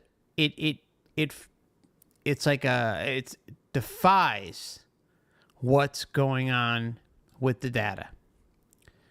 So you have, hundreds of thousands of this type of narrative going on, and then all of a sudden you have, boom, I was in a pod and, there was goo all over me. And then all of a sudden I broke through and I wasn't supposed to, and blah, blah, blah, blah, blah. I mean, honestly, these things, you're going to run across the occasional fanciful story, but let's just get real. Okay. Real research is based on patterns, and that's not to say that maybe some of this stuff that is talked about there that's outside the patterns isn't true, because there's always anomalies. But when, things line up with movies and pop culture and stuff like that, it's like, hello, wake up. Hello. When things line up and with a freaking literal Hollywood movie, question it. That's all I'm saying. Anyways, I'm ranting the hell out of the place, but it's It's like if you don't have like a baseline of consistency about what you're researching and what is commonly presented in things, then you can lose your mind. You can fall victim to bullshit storytellers. And it's endless how many are out there, right? I'm not even necessarily saying about the soul tribe. I'm just saying about anything in life. Like, pick a story, pick an author, pick a movie. They're all out there. Some relay truths about what's going on here, and some relay truths mixed with bullshit, and some are complete bullshit. But if you don't have like how do I put this? Like a center to keep you sane throughout it, you can lose your mind along the way. And that's why I say, hey, do your own research. Like the patterns I talk about here, hopefully you'll see what I'm talking about, or you'll see what Dan or Wayne is talking about, or Julie. You know, like maybe these things will be seen, but shortcutting it and just saying, no, I'm going to watch FC's videos or Dan's videos or Wayne's videos or Wayne's website or all this stuff, like it. No, like it could provide you like a partial guide, but this type of thing takes some time. And if you really want to see it and feel it and know it, then you got to do your own research. That's really the bottom line. And when someone comes in and tries to pound some big, ridiculous story on top of you as truth, and that you should believe it, because I'm telling it to you in a very convincing voice. Hello, I've been in a pod. I've had goo all over me, and I've escaped my pod before I should have, and you should believe me. And I did this, and I did that, and I did this, and I did that. When it flies in the face of consistent data patterns, it's pushing. How could you push all the data aside, all the patterns, all the numbers, everything aside, and just say, oh, this case, this is the one, this is the truth. Come on, let's get real. If something is off, then your bullshit meter should be, blinking and going off through the roof. That's all. Anyways, wow. I kind of went off there. I'm sorry. I have a very low threshold for bullshit. And that's it. Sorry. Isn't it? Mark. Oh, so much. Don't talk to me. I'm so overwhelmed by the love. By the love. I gradually calm down, but it takes a long time. It takes me a long time to pass through this energy, because there's a part of me that loves that aggressive energy. David, of course. Mark, it just feels so free and so powerful. And I love it so much. I don't want to give it up. But I have to give it up. Because otherwise, I'll remain in isolation forever. They say that my love of violence is so intense that they almost had to retool me or send me back to the source. But after much discussion, they decided to see it through. Weeps. Maybe I'm like one of the worst cases that have ever come back this way. David, what made them decide to hang in there with you? Mark, well, I'm told that my love of violence has, in a way, created something good in me also. It's a unique experience that can be turned in a different direction. Yeah. My love of violence is, it's turned me over for the good. It's the Matrix playing both sides, playing him like a fool. Oh, okay, so, we're going to send you into a different life path next time. Buckle up. We're going to get rid of your Viking attitude, your Lucy Viking attitude, and, maybe you come down here as a sexual predator instead next time. Yeah. It gives me an extraordinary power and strength that could be used for good eventually. But it has to be honed and sent into a different direction. But they don't want to destroy it. They don't want to waste it. It's very, very valuable to the collective. Yeah, don't waste that Viking energy. I don't know. I don't know if that's what they're saying, but still, it's just kind of funny to look at it from that point of view. I don't want to waste it. It's very, very valuable to the collective. And it is with great joy that I understand this, that there is nothing wrong with me, that I am just utterly unique. I have a need for intense experience, and that my ability to be violent can also be an intense experience to love. I can love intensely also. This is what my main lesson is.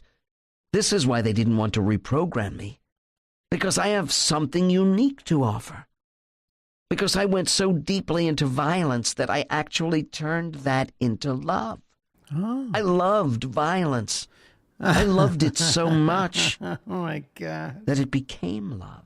Fucking And so it's like I'm Christ. kind of a unique subject because of my ability to turn violence into love. Yeah. Oh, yeah. I have a unique understanding of violence for that reason. You're such a And that gives me something valuable to use later on. such a pillar of Mark society. reports that his sense of time spent in this isolation felt like the passing of 30 years on Earth. David, at any time during that 30 years, did you encounter your primary guides? Did they ever check in on you? Mark, that's a great question. No. When I say isolation, I'm talking isolation. Nobody comes around other than the specialized guides that are helping me through this transition. The ones I'm dealing with are very old souls, very experienced and very powerful. They are able to control me with a glance, with a smile. They have incredible ability when they want to be commanding. Even I agree with them. They are sort of like the Hindu gods you see that look like devils or something. They can turn from beatific into horrific in an instant. It's even scary for me. David, it seems they can mirror what frightens you the most. Is it that they change themselves into your own fear? Mark, yes. They seem to have a unique ability to do that. I get the feeling they are pretty high-up beings. They're pretty evolved. Editor's note. Souls returning to the spirit world after a destructive physical life can be shown the error of their ways through a variety of spiritual approaches. A. They may be returned to a library setting for graphic self-analysis of their mistakes. B. Often, our own soul cluster group takes a hand in reviewing what needs improvement from past life shortcomings. And C. Our spirit guides may want to teach us a lesson about misbehavior in the life just lived by shocking the incoming soul. Notice in this case how Mark describes his brief confrontation with false demonic specters. It can be seen from Mark's case that not just our guides and council elders assist us with post-life rehabilitation. There are also spiritual specialists who rehabilitate souls by harmonizing damaged energy from souls contaminated by certain physical bodies. Eventually, his period of isolation and adjustment completed, Mark meets with his primary guide. David, do you have more than one primary guide? Mark, I seem to have one that I see right now, and there are others in the background. I'm seeing a man. He's like an old man with a white beard and very wise, kind of like a wizard. Very much like sort of a Gandalf type, although not exactly. No pointy hats or anything. He's like a wizard, an alchemist, a very wise man that's been through many, many profound experiences and lived many incredible lives. David, in this realm, what does he call you? Mark. Wow, that's a tough one. Pause. I'm getting Lothar. David. And Lothar. What do you call this alchemist, wizard? What do you call your guide when you address him? Mark. Cayman. K-Moon. Yeah, that's right. K-Moon, yes. Mark went on to describe his education under the tutelage of K-Moon. This included incarnations, field trips, Mark called them, on other planets, many on Earth. Most of Mark's earthly lives were spent as one sort of warrior or another. Planets. Then it was time to examine Mark's present life. David, what about your current body? Mark, I'm running into a great deal of resistance with this question, but I want to discuss it. David, okay. In a moment, I'm going to count from 3 down to 1 and touch you on this shoulder. Touches Mark on right shoulder. The next time I touch you on this shoulder, just allow K-Moon to speak through Mark's body so that I can hear him too.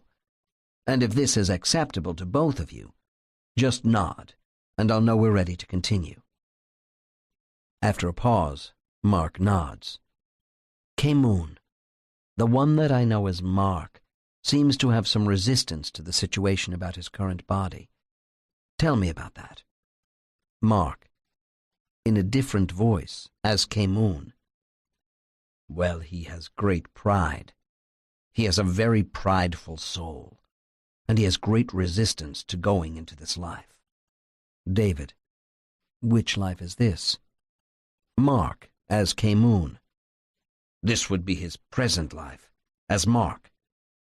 He needs to go into a different kind of body now, and discover... Pause. David, in what way? I mean, he certainly seemed to kick ass in the last life. K-Moon, yes, but his ass-kicking days are over. What he needed to develop from the ass-kicking lives has been done. To do more would just be an indulgence. So he needs to go into a different kind of body now, and discover what it is like to be a normal person, a real human being with feelings and a mind. Oh, yeah. But he doesn't really want to do that. Sure. He really much enjoys being the other. David, so does that account for Mark's experience of this low energy? Is it just that he's been given a body that he's not going to be able to go berserk in? K-Moon, yes, exactly. His energy was cut down to the minimum. He was only given about 49% of what he could have had. And this was on purpose, to prevent any undue aggressive activity. He has been purposely weakened. Notice that K-Moon indicates that, in terms of energy, Mark brings to this life about half of what he could have had. This does not mean half of his total soul energy. As much, not most, of our energy remains in the spirit world during any given incarnation. 49% of what he could have had represents probably less than 25% of the totality of the soul energy that today expresses itself as Mark. Editor's note. The author's note about delineation of soul energy is most relevant in the case of Mark. The average soul brings in about 50 to 70% of their total energy, as we have mentioned in other stories. But here, by saying half of what he could have brought, Mark's guide is indicating half of the usual 50%, or a very low 25%, as the author has explained. I should add that an advanced, highly developed soul might handle this low energy level well, but Mark is not in that category. Thus, we see that in Mark's life, his energy level is by design and not overconfidence on the part of his soul that can happen with some souls choosing a new body. K-Moon, he's having to learn a lesson here, so we're sending him in with less energy on purpose, so that he has to deal with the realities of having a body and cannot just run rampant as though he were a god incarnate. And it's been very successful. David, So he seems to be learning well from these experiences? K-Moon. Yes, but it's very difficult for him. It has caused him to do a great deal of soul-searching, which is a good thing. Although Mark still experiences a low level of energy, he is at peace with the experience, understanding it as part of the evolution of his soul. Says Mark, "It just explains so much about what I've been experiencing all my life in terms of my energy, and the incredible disconnect between the energy I feel internally and the energy I have. It had always been something difficult for me to deal with. This life between lives experience has made it so much easier for me to accept my situation now and to deal with it. Now I can get past the frustration. Now I understand. And it has just made dealing with it a whole lot easier in terms of managing my energy. LBL hypnotherapy was truly huge, really, really clarifying for me." Editor's note.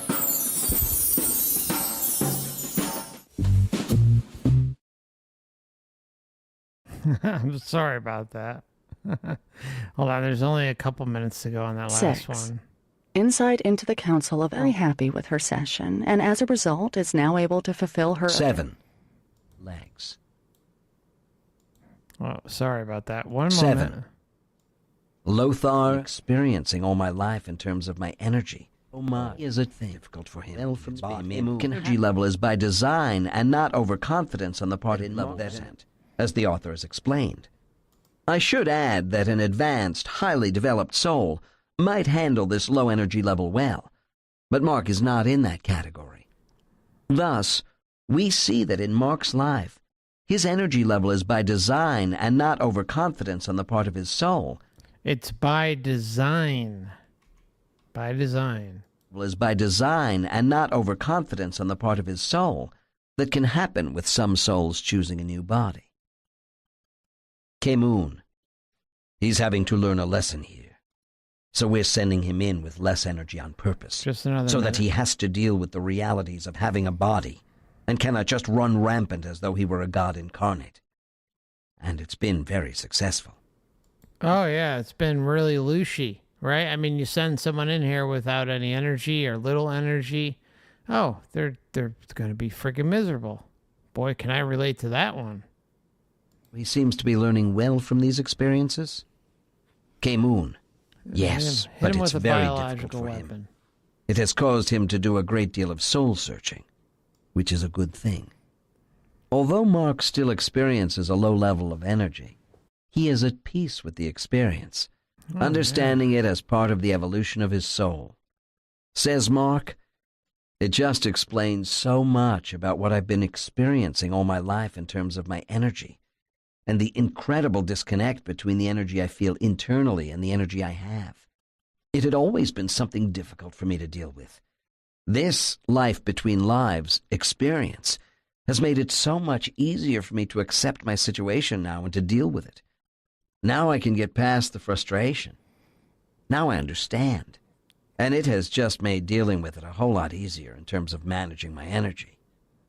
LBL hypnotherapy was truly huge, really, really clarifying for me. Editor's note. 1,000 years ago, the Vikings had quite a time of abusing other cultures with their magnificent bodies and aggressive behavior. Even so, personal karma requires some radical adjustments in future body choices down the line to compensate for these combative lives, such as in Mark's case. The soul in one of my own Viking cases chose a life hundreds of years later as a woman without the use of her legs. Sounds great. Yeah, come here without the use of your legs. Sounds wonderful. Come on down. We've got the perfect life script for you. Come down without any use of your legs. Come on. It's going to be great. You're going to learn so much. You're going to evolve. You have no clue what's waiting for you. Truer words couldn't be spoken. Anyways, Hey, Armchair Mystic. Yeah, drones and other tones. Good to see you, my friend. Been a while. Hope you're doing well. Elliot, welcome. Stephanie, April, hello. Casey, Prepper. Prepper's been here a while. And everyone else, John Doe, hello. Always good to see you, my friend. Thank you for your continued support, everybody. All right, so yeah, it's definitely break time. I think we'll get to one more, maybe two. We'll see how we go. It took a while I really want to take a break in between, but these cases get a little bit long, so I don't want to break up the cases. So we'll be back here in about 6 minutes, 5 minutes, somewhere around there. And look forward to seeing you soon. And please consider hitting the like button if you've been here and finding value in the information being shared. See you shortly.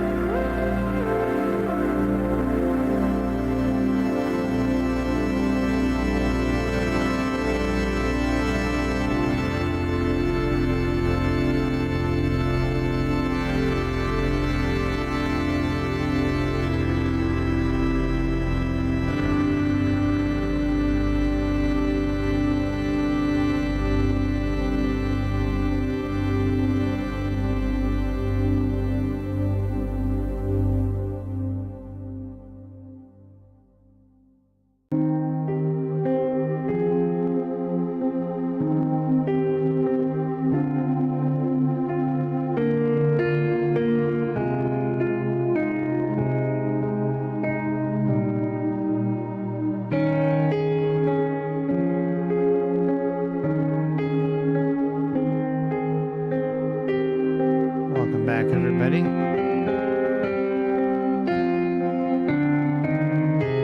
Hey, Gustavo. Good to see you, brother. Hope you're doing well out there.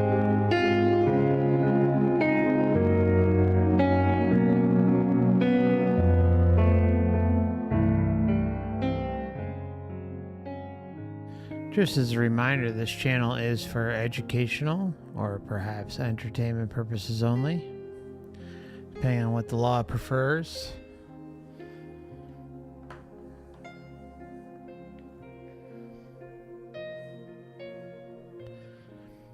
And the next monthly members live stream is going to be on Sunday, August 27th at, I'm not sure what time yet, actually.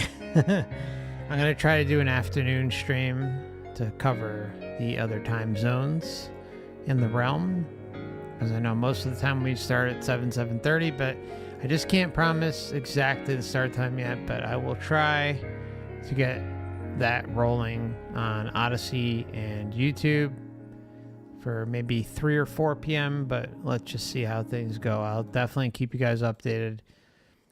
And if you're interested in memberships, you can find a pinned comment in the video, tonight's video, as well as in the description tab. And there's a backlog of other videos available that have been, I think, what are we going on? Maybe the 3rd year in October, coming up in October. So there's quite a bit to refer to. And if you're interested in donating the channel, Odysee has hyper chats and YouTube has super chats. But if you're interested also in supporting the channel and not letting YouTube take 30%, there's a Stream Elements link as well as a Stripe link in the description tab as well. But anything is always appreciated. If you're able to, please don't do anything unless you are obviously willing and want to. And your support's always appreciated, but never, ever, ever expected. You know, even liking, sharing, commenting, those small things help. You know, if there's a ad that pops up occasionally that may interest you, hint, hint, you know, don't be ashamed to click that and check it out, because you never know.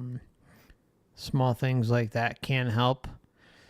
And so there's also a Twitter, an Instagram, a Facebook account for the channel where I usually post notifications. Not every video, but it's a way to kind of get the word out, because sometimes notifications aren't received, and there's kind of been a small uptick in that recently.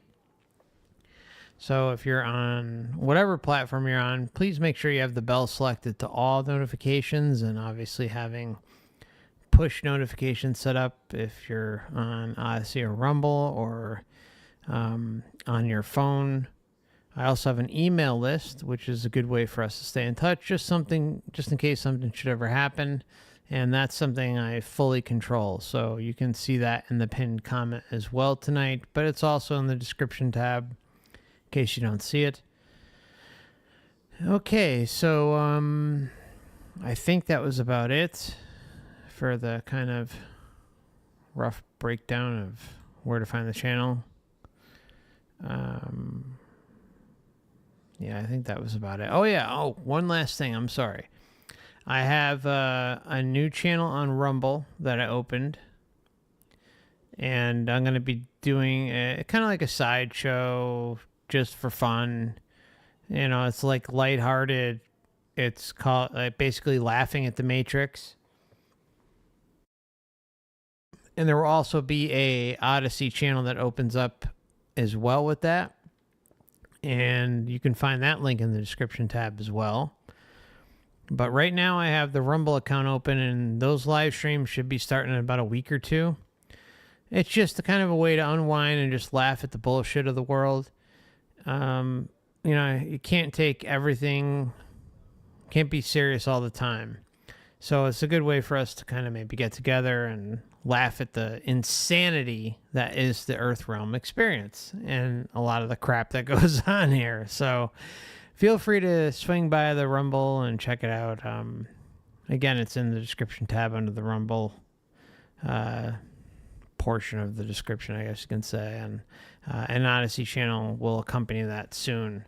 There's also the Truth in Gaming channel and a YouTube backup channel. But the Truth in Gaming, I play video games, very, casual with light commentary, where I kind of play certain games and expose the BS of the realm, and sometimes even how it shows the soul trap blatantly.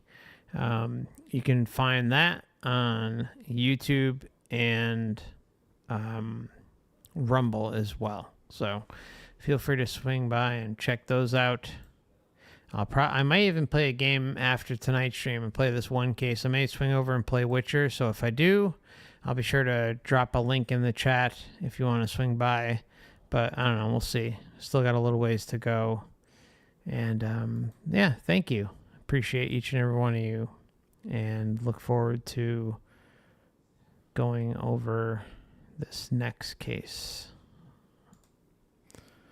All right, so we're headed into, I believe, case 8. 8. A Shattered Heart. By Trish Casimira, Greenfield, Massachusetts, editor and hypnotherapist who trained with Michael Newton and specializes in regression therapy. People often seek past life regression to understand the pattern of why their relationships go bad. Life Between Lives regression reveals that relationships with members in our soul group fulfill a contract that was agreed to prior to incarnation. At birth, we agree to forget that arrangement so any influence of Fulfill a contract that was made before we came here. Contract that was agreed to prior to incarnation. At birth, we agree to forget that arrangement so that we can have the experience without any influence of memory. All right, so I mean, we're starting off. We're coming in hot, right?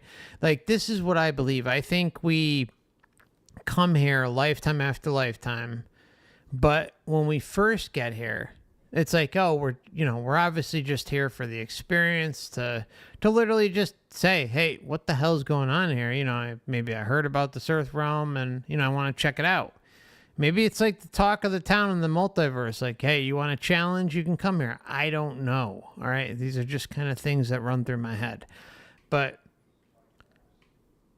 the problem is that when you do come here, lifetime after lifetime, you're plastered with the veil of forgetfulness, the memory wipe. And yet the system is consistently telling us, it's a massive data point, that we are here to learn and grow and excel and work off karma and blah, blah, blah, blah, blah, blah, blah. Well, again, let's just talk logic. Pure logic. Just think about this, my friends. If you're here to learn, you're here to grow, you're here to work on karma, and everything's about love, why would you be memory wiped lifetime after lifetime? How can you excel? How can you grow? How can you learn? How can you, right your wrongs if that's what's going on, right? Like, I mean, and it's not even if. It is happening. This is exactly what we hear over and over and over again. So why? Why is that? Because it's a system of deception. That's in my opinion, it's the only answer that kind of everything funnels into. Now, of course, like these are things I think about a lot. It's like, I think we all did come here to experience what this place is all about, right? To experience not being eternal, not being everlasting, and being able to experience something like death, right? I mean, I think there is an appeal, like, just my gut tells me like that there's some sort of appeal to those of us. I mean, I'm a naturally curious person, or naturally curious eternal being, and I think everyone here in the chat is probably the same, right? We're just curious. We want to experience and explore what eternity has to offer. And this is one of the freaking rest areas along the way that maybe is appealing to us. So perhaps we come here to experience and we get lost in the shuffle. It's like a perfect trap that's set up. But in the same breath, like, you know, as much as it pains me to say this, it has to be left on the table that this experience is just that. It's that we're here to experience getting lost, experiencing death, being memory wiped, and figuring out a path outside of the game. I don't like calling it a game. I hate it because it's just so appalling and disgusting that something like this can exist on a game level. Again, atrocities, all the shit that happens here, it's very hard to wrap your head around something like this being a game. It's very difficult, right? But there has to be a percentage out there that says, yes, it's a possibility. It's a possibility. It really is. It's sick to think about, sick to consider, but it's a possibility. I mean, and the reason why I think it, like, there's some possible weight to this is, why would a realm continue to throw you blatant truths about what this place is if it didn't have to? Now, we can kind of extend outside of that and ask an even bigger question and say, well, maybe there's a reason why this realm has to provide such monster truths. Doesn't mean it has to be all truth, but it can pepper massive truths with a bunch of bullshit mixed in between. That's what this realm does best. It provides you amazing truths through small things like movies or music or TV or books or some random asshole online like me who, you know, is doing videos and talking about it. You know, it's all sorts of things are possible as to why this information gets out there. But why? Why is this why is this? Look, it's not easy, but it is easy when you're paying attention to see through this bullshit. It is easy when you start questioning this place and are literally unrelenting. You're not going to put up with any more bullshit. You want the answer. And that's what I think a lot of us have in common, that we've never been satisfied, not just with what the realm presents us, but with all the laundry list of truths that are out there through all the sorts of YouTube channels, Odysee channels, Rumble channels, Google searches, YouTube searches, DuckDuck searches, on and on. I mean, books, I mean, all this stuff, right? I think there is something within a small segment of us that is not content with the manufactured answers that the Matrix wants to provide. Mine started as a kid with, you know, being pushed into a religion that I just knew was bullshit. But, you know, you're young. You can't, like, you know it's bullshit. You sense, like, on a very intuitive level that it's bullshit, but you're young. You're a kid. You can't process it the way you can as an adult. And then what happens? Like, you get sifted through this experience you call life, through school, through all the indoctrination processes, and of course the early childhood development, which we've talked about 1,000 times, and how like this, the human body is like a perfect vessel for deception on a grand scale, and it goes on, and then like then you have to survive. You have to buy groceries, you have to pay rent, you have to pay your bills, you have to survive, because that's part of the human experience. Anyways, like the point I'm trying to make is this realm provides us massive truths all the time. Like one of the biggest truths out there, and you may not hear this that often, but one of the biggest truths out there, the bigger the lie that this realm tells, I swear by this, you can take this to the bank the rest of your life. The bigger the lie, the more they push bullshit, the more truth comes out to defy that bullshit. I'm telling you, I promise you, 100%. The bigger the lie, the more truth that comes out to counteract the lie. This realm is an expert at showing itself. So, for instance, that thing we dealt with a few years ago. That's just one example. The thing that happened in 2001. I mean, all sorts of different things that have happened.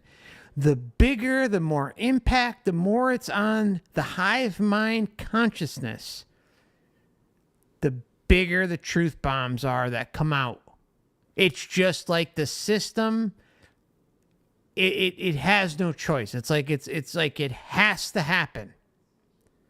Which, again, why does that happen? When it's a loosh farm, when it's stealing your creative energy farm, all this stuff that's happening here. Why? And the bigger the lie, the bigger the truth that comes out. Yeah, it's going to be peppered with bullshit, but why is that? Why? And I'm thoroughly convinced there's a reason for that. I don't know what that reason is, but it's like it has to happen. So my mind goes to, if it has to happen, what are the reasons? So is it because I think there's only really two options here. But there's probably many that like I'm not thinking of, and maybe some of you can chime in and say it. But this is kind of my opinion. Okay, so one, it is a game. It is a game, and the game has to give you hints. It has to give you clues.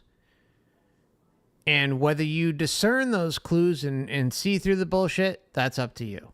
You may not see it this lifetime. You may not see it the next lifetime. You may not have seen it fucking 100 lifetimes before this, but you're going to see it eventually, right? And the Matrix presents those, all right? Number two, maybe, just maybe, this is a big one, this is a reach, that maybe there are karmic scales out there that do exist in the multiverse, right? Like, so the Matrix can run as advertised and deceive and be a loosh farm and be disgusting in every way, shape, or form, with a side of love and happiness and joy and all that stuff. But it can run as advertised, but it has to provide gateways to liberation. It has to provide those gateways. And that can be in the form of truth. Now, truth peppered with lies. Because maybe if it really, I mean, think about it. Like, I think this place has really proven itself that the bigger the lie, I know I'm repeating myself, but the bigger the lie, the more truth that comes out is like to disprove that lie. And only those who are really paying attention and awake can see through that freaking bullshit, right? Why? Why would this realm provide such an aid to us? Why? If you had, and this kind of leads into a whole nother thing, but let's just leave it at this point for a moment. If there are some sort of karmic scales involved, and that the Matrix has to basically obey itself, then it would make sense why we get so much truth, right? I'm just saying, I rack my head in this all the time, and I don't know the answer. Nobody's going to know the answer, all right? And again, anyone who's telling you they have the answer, they're full of fucking shit. It's just not possible, right? We'll know probably when we get out of here. Actually, I know we'll know when we get out of here, but until that happens, whatever. It's a moot point. It's just things we can talk about. I don't know. It just really makes you wonder. I mean, if this place is all set up to deceive and extract loot and all this other stuff, then why even provide the truth at all? Why? Why have even anything? Like, why have, look, you could laugh all you want about, freedom of speech and this and that, but why even have any of that, right? Why have anything? Unless there's a reason for it.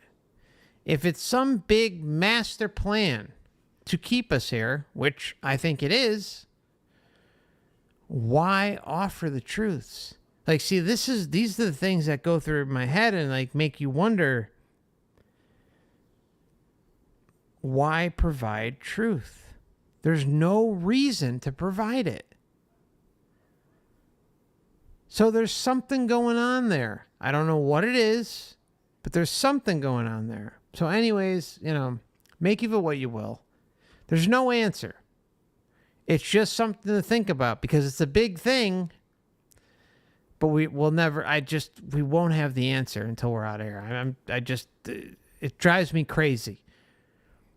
But we're not going to have an answer till we get the fuck out of here. All right? That's the bottom line. Don't let anyone tell you different. They don't know what the fuck they're talking about. That's the bottom line. All right? or they're just being, wannabe gurus on a budget. Experience without any influence of memory. Even so, amnesic blocks can be removed through hypnotic regression. Common questions are, what am I supposed to learn from all this? How can I identify the bigger picture? So often, the client's motivation to experience an LBL session is born of the need to gain understanding and, perhaps, the alleviation of sometimes unbearable emotional pain. Oftentimes, the resulting discoveries are unexpected, and relief is offered in a variety of ways that can be surprising.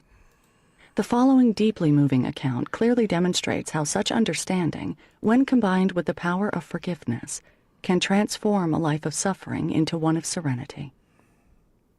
When Samantha walked into my office, her shoulders drooped and she feigned a polite smile. It was clear that her reasons for coming were affecting her deeply. As soon as she sank into the recliner, her eyes welled with tears. "You are my last hope," she whispered. Clearly, she was a very proud woman and seemed to feel her tears were a betrayal. She began her story with an apology. "I am sorry to be so emotional, but my life is in ruins and I have given up. Ordinarily, I am very strong, but my life has been devastated and I am here to find out what the hell happened. I was content 3 years ago, living alone in a lovely apartment. I had a thriving practice as an energy worker. My clients were faithful and sent people to me regularly. My relationship with Spirit was tight, devoted, and quite certainly the reason my healing work was so powerful. After a long sabbatical, I decided to date again. A friend set me up with a man she thought might interest me. I met him in a local cafe. As I approached him, I heard one of my spirit guides say to me, "You are to be with this man." As he turned to greet me, I said to my guide, You have to be kidding me. He doesn't even come close to my type. He's not tall, dark, and commanding. He's short, pale, and reserved. Be with him, was the resounding message in my head. We had coffee and shared a piece of pie. He was very polite and witty, but had no concept of the kind of spiritual path I walked. No way, I thought to myself. I cannot date someone who is a spiritual novice. So I listened to him chat, formulating my "no thanks, we don't have enough in common" speech in my head. He spoke some soulful wisdom that led me to think he was an older soul than he realized. I was curious, but certainly could not see myself dating him. As I stood to leave, my no thanks speech ready, Spirit said again, "You are to be with this man." I always trusted guidance that came through that strong, so I gave him my number and agreed to go to dinner. On the way home, I argued out loud with Spirit, yelling that this was not funny, not part of my plan, and why on earth should I be with a man who was my spiritual junior? There was no attraction, no spiritual meeting ground. How on earth was this supposed to work? But no matter how good a case I made, I was quietly assured that I should be with him. So I gave up and dated him.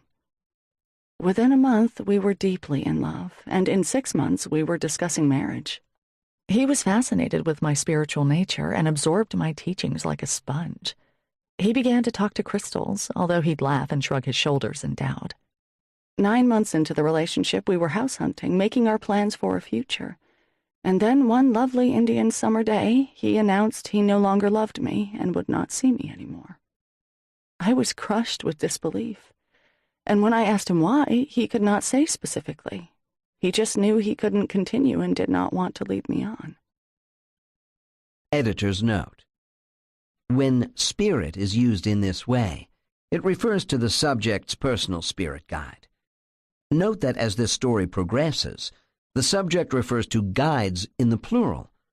This denotes an inclusion of the elders of her council as well, because they were involved in her advanced decision-making and current therapy. Tears fell onto Samantha's silken blouse, but she refused my offer of a tissue. She had to keep pushing through, hoping to release this burden through her story. I spent months in prayer, trying to understand, but there was no understanding to be had. My heart was shattered, my dreams destroyed, my whole world had crashed down around me, and my integrity was in deep peril. I was certain that Spirit wanted us together, so how could this happen? I'd listened when they told me to be with him. I'd helped him to develop a spiritual understanding. I'd even compromised my spiritual needs for the sake of the relationship. Yet he simply walked away. I gradually sank into a severe depression. I lost clients and lost my ability to intuit their needs. If I'd been so wrong interpreting what I thought Spirit told me, how could I be trusted to see what my clients needed?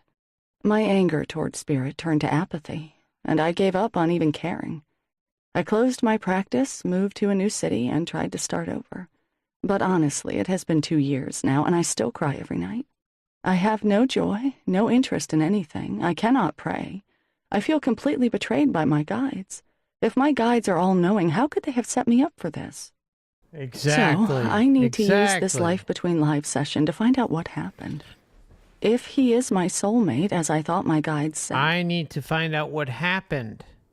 Why did my guides set me up this way? Seriously. Think about that. That's a big statement. Why did my guides set me up this way? I need answers. And where are you going to go? Your answers are going to be funneled right into the matrix. See, this is not sovereign decision making. It's not a decision based in sovereignty and liberation and non-interference. It's based in something you need permission from something else. You need to access someone else in order to get an answer, instead of taking the reins by yourself with a solo journey and not looking back. This is where the whole illusion factor comes in with this entire experience that we're going through right now. It's banking on us not connecting with us on a sovereign level. And everything is set up in such a beautiful way Not a beautiful way, a fucked up way. To get us to think and believe and have faith that we need to go a certain path. You're a powerful creator being. You can even get that far, but you still have to answer to the hierarchy. Why is that? How can you be a powerful creator being and still have to answer to something exterior to yourself? How much sense does that make? And you know how many profound realizations come through in NDEs that we're all gods, we're all powerful creator beings, but yet in the same breath, they are answering and willingly answering to a hierarchy. Why is that? Because they're under the spell of the Matrix. They're under the spell of love and sensory overload and the soul group and all the attachments that come with it. It's so easy to see. It just takes some time to get there. That's all. And really, like, the one thing I try to convey on this channel is that, yeah, you are a powerful creator being, but it's up to you as an individual to take back that control fully. This system knows damn well the power that we all yield, and it takes advantage of it. And it makes sure that it's set up in a way that we just obey. We just move on and get memory wiped, no big deal, and that's it. And it has all these little tools and goodies to blast down on us so that we lose ourselves in the process. That's how the system works. What about standing up for yourself?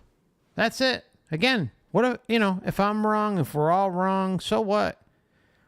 You can't, if you haven't tried, you're never going to know if it was accurate or not. But if you just go along with what the Matrix is selling, like we have lifetime after lifetime, over and over and over again, you're never going to know, because you're going to get memory wiped, and boom, you're just going to end up right back as a cog in the wheel of the Matrix. Whether you're here, whether you're in astral realm, whether you're in some other physical reality, who knows? It doesn't matter.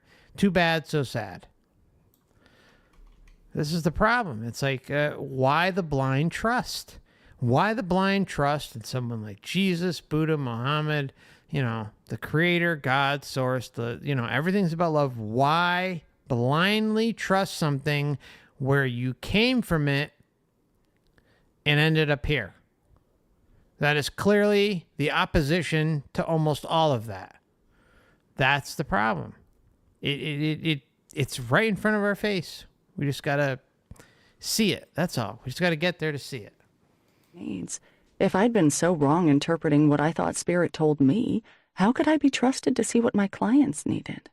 My anger toward Spirit turned to apathy, and I gave up on even caring. I closed my practice, moved to a new city, and tried to start over. But honestly, it has been 2 years now, and I still cry every night. I have no joy, no interest in anything. I cannot pray. I feel completely betrayed by my guides. If my guides are all-knowing, how could they have set me up for this? Boom, boom. So, I need to use this Life Between Lives session to find out what happened. If he is my soulmate, as I thought my guides said, what went wrong? Mostly, I need to know why my guides allowed this and what I was supposed to learn. From where I sit now, I have no faith. It did nothing but devastate every spiritual bone in my body. Samantha went quickly into a deep trance and easily recalled her memories before birth. She gathered helpful information in the womb about her relationship with her mother. She continued the regression back to her most recent past life.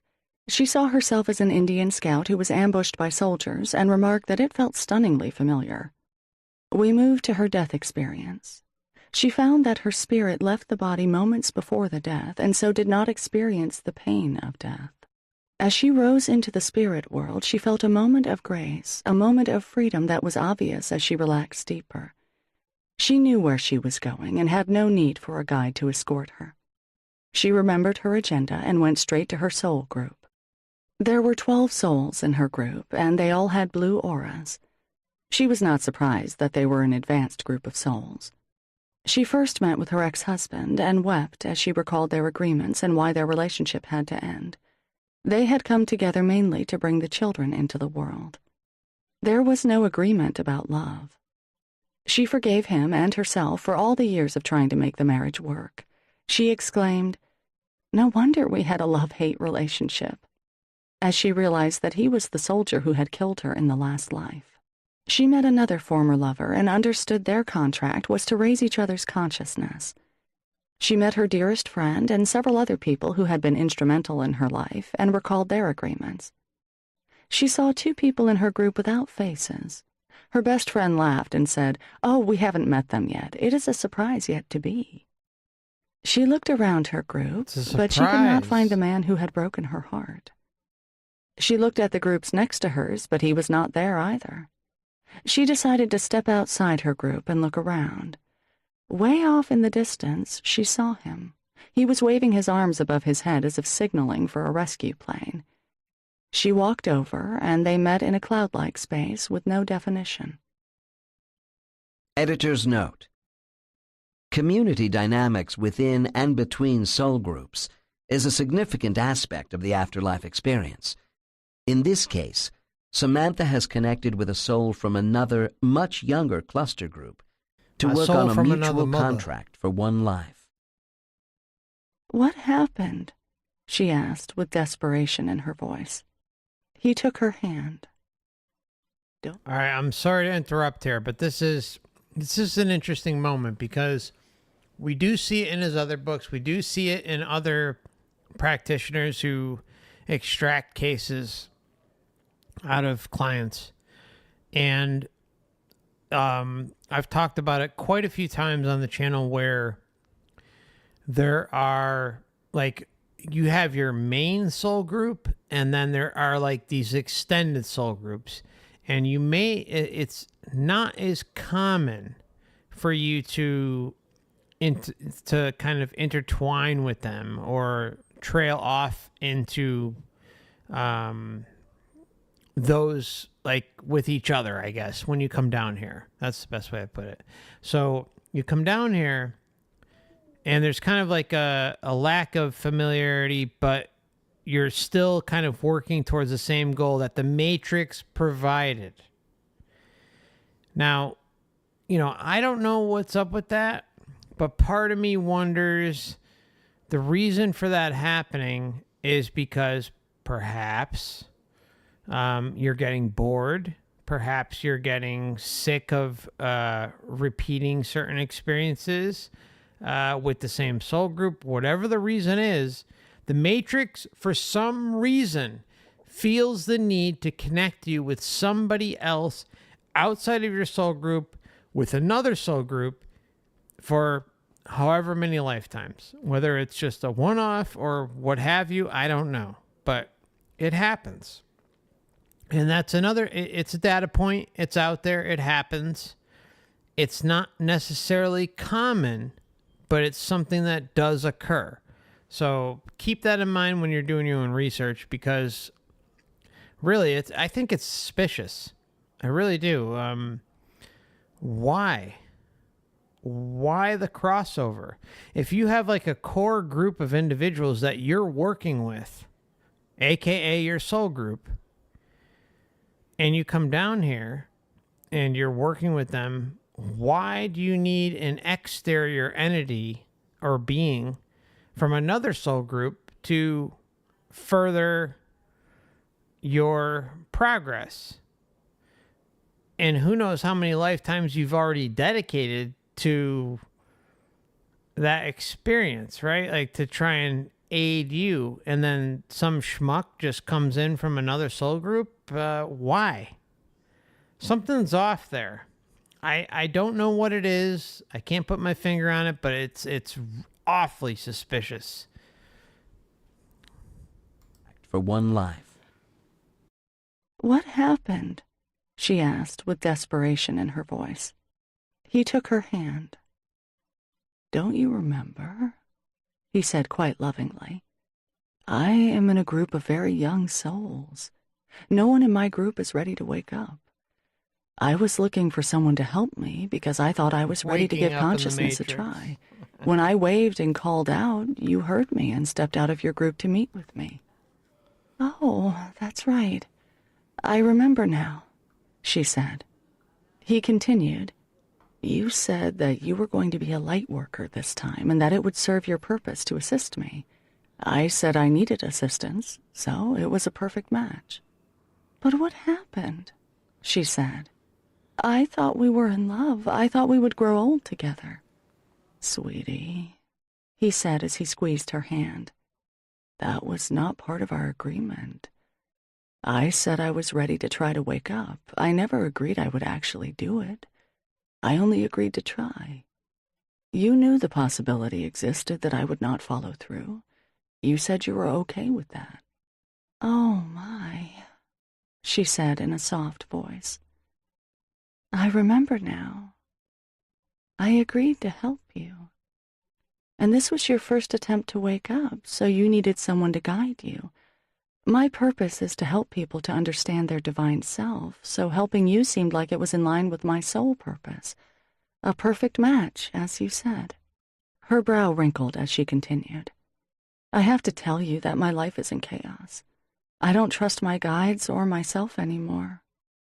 They told me to be with you, and I listened. I was so sure that we were supposed to be in a relationship that I let myself fall in love with you, thinking there was a greater plan that I was just not seeing.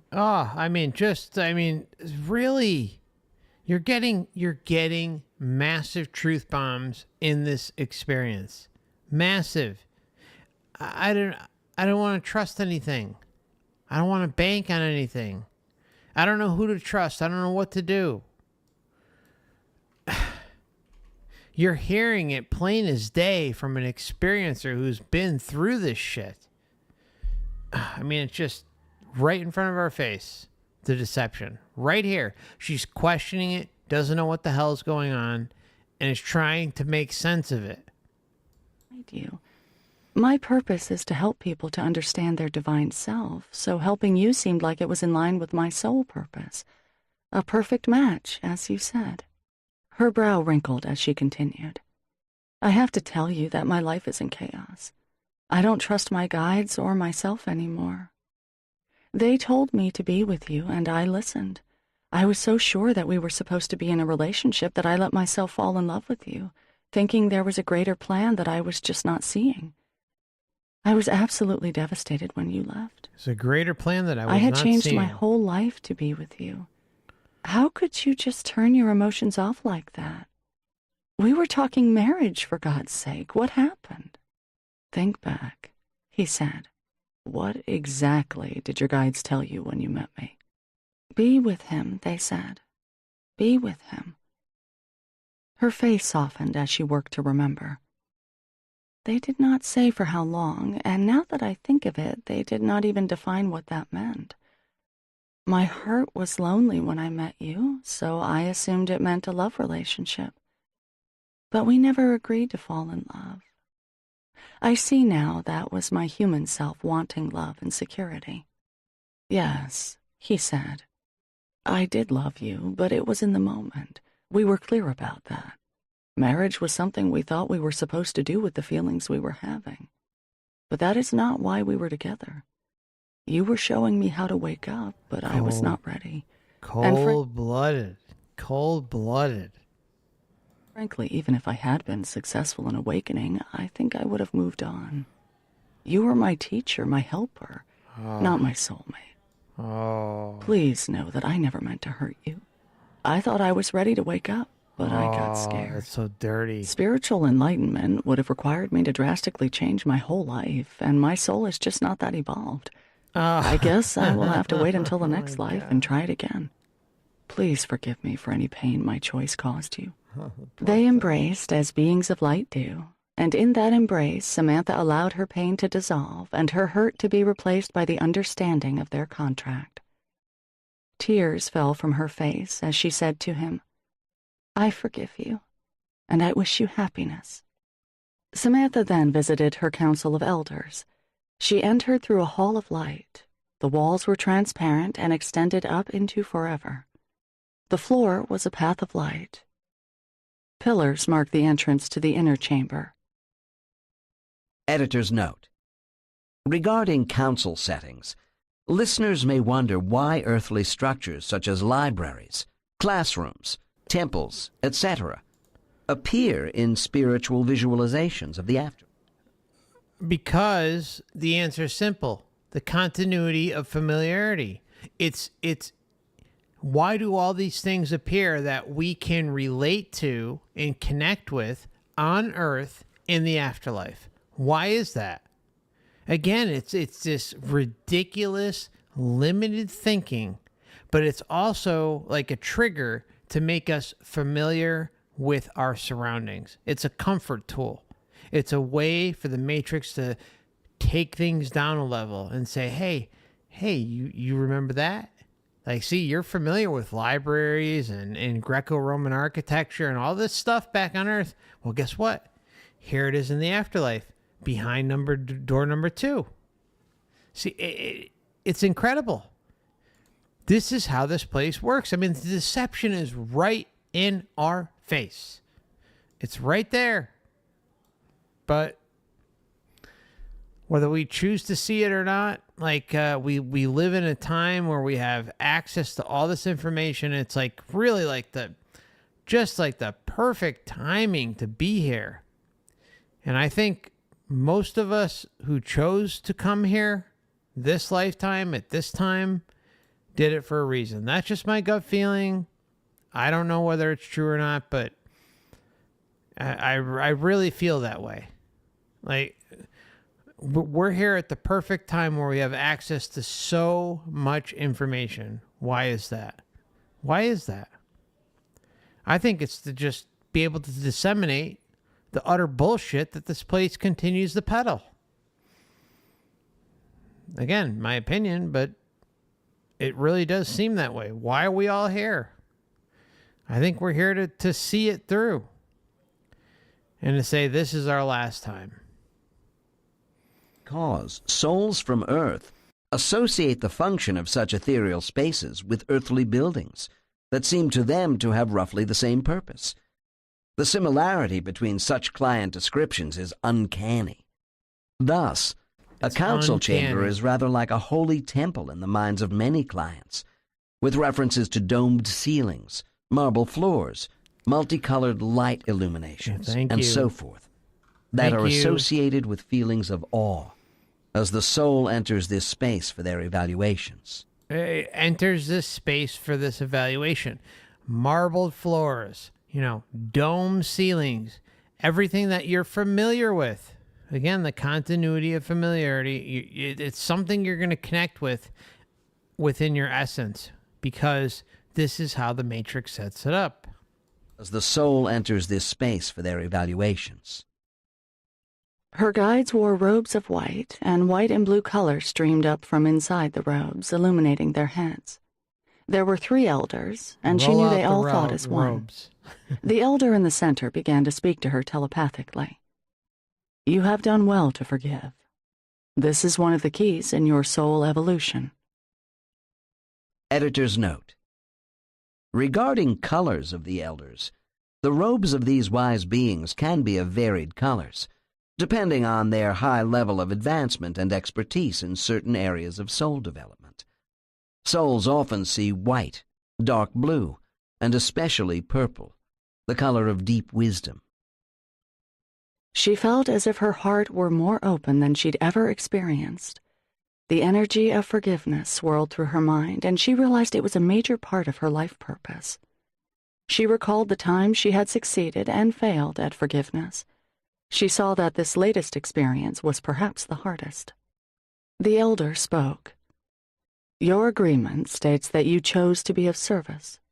Forgiveness is a requirement, and it is a necessary step in the evolution of your consciousness. You feel as if we led you down a path that hurt you, but do you see now that it was necessary to let you go there? You had choices to make as to how you would walk that path. You could have remained the teacher and simply served. Instead, You chose to listen to your heart, which was lonely. In your loneliness, you fabricated a future with that soul you were serving, a future that was not part of the agreement. We knew you might make this choice. We knew you might get angry with us, but we also knew that you had to be free to make this choice. We knew you would not rest until you understood the deeper meaning of this choice. You are quite determined. That is the nature of your soul, for as long as we have worked with you. You were allowed to walk down that path in order to test your own consciousness evolution. Do you think You were allowed to walk down. You were allowed. Yet you're some powerful creator being, yet something is dictating what you're allowed to do. What you're allowed to do. Take note of those words. Those are strong, strong words that are very clear and concise, trying to get you to minimize yourself. That, again, you have to answer to a hierarchy. Why? Why do you have to answer to a hierarchy that's responsible for this fucking mess? Seriously. You were allowed to walk down that path in order to test your own consciousness evolution. Do you think you failed? You did not. By allowing your heart to be broken, you learned more than you could have learned in any other way, and it served your purpose, to grow and to be of service. In this exchange, you were of service to yourself as well as to him. You learned much. We were willing to take the blame for a time, for even that was necessary for this growth. In order to forgive, you must first blame, accuse, or feel wronged. In this experience, you have manifested all of those. We gave you something to push against, to face the choice of judgment versus forgiveness. And so now you have yet another choice, to judge and hold on to the density of that lower vibration, or to forgive him for jilting you, to forgive us for what you thought was misleading you, and to forgive yourself for not seeing the higher path from the very start. You have agreed that you are willing to feel whatever is necessary for your... Did you hear that? Just listen to this. Hold on. I'm going to back it up just a minute. We're almost done. Those. We gave you something to push against, to face the choice of judgment versus forgiveness. And so now you have yet another choice, to judge and hold on to the density of that lower vibration, or to forgive him for jilting you, to forgive us for what you thought was misleading you, and to forgive yourself for not seeing the higher path from the very start. Forgive yourself for coming down here with such a limited perspective in the human meat suit. Forgive yourself. You deserve to forgive yourself, even though, yes, we were helping you, be tortured in a basement by your parents. Pick one. Pick some atrocity. We were there for you. We were helping you. But you failed to see the signal. Hopefully you'll get it in the next lifetime or the 10,000 lifetimes from now. But we're here. You failed, though. You failed to see through what matters. I mean, seriously, you can't make up this fucking bullshit. You really can't. I mean, really, I mean, I really was going to try my best to go into this series and not get overly negative. I was really hoping to do it, but some of you may have listened to my book reviews. This type of stuff just makes me wacky sometimes. It's just like you just got to call it out for what it is. And I get a little heated in my head, and maybe it doesn't come off best, and that's why, Wayne Bush and Julie exist, and Dan at Overwatch Project exists. So if you're not connecting with the content here, you can go and get other information at their channels. Wayne Bush and Julie are at Sovereign Spirits, and Dan is at Overwatch Project, Overwatch channel, and overwatchproject.com. Wayne's website is trickedbythelight.com. Don't deprive yourself of this information because, you have a problem with my personality or my voice. What's most important is being able to see through this. So having a variety of different presentations to show this information is really important. And, I don't expect everyone to connect with me or Wayne or Dan, but, between the three of us, my hope is that those who really want to see through the bullshit can at least connect with some of us or one of us. So you can see it. I mean, again, Wayne's website is a wealth of information, trickedbythelight.com. It's a must-see. There's an entire series I did with him. And, the only reason I'm saying this is because I am who I am.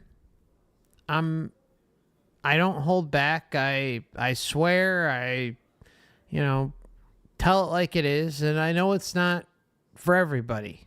And I respect that, completely respect that. But don't let my abrasiveness or my style dissuade you from doing your own research and exploring elsewhere, because it's so important to really see the mechanism at play with what's going on here. Please don't let my personality take away from your own research. I don't care if you watch here. I don't. All I care about is you connecting with the information, whether it's from me, Dan, Wayne, Julie, I don't care. All that matters is that you're connecting with it and extending your, I guess, kind of essence into seeing what's going on here. That's it. Bottom line, nothing else, nothing more. That's it. So please, if you just ran across this material, you're on the fence. I know I'm not for everyone, but, I just tell it like it is. And, I grew up in surrounded by a family that, was like that. And we didn't hold back on our word. So that's how I come across. So make of it what you will. I just call out bullshit for what it is.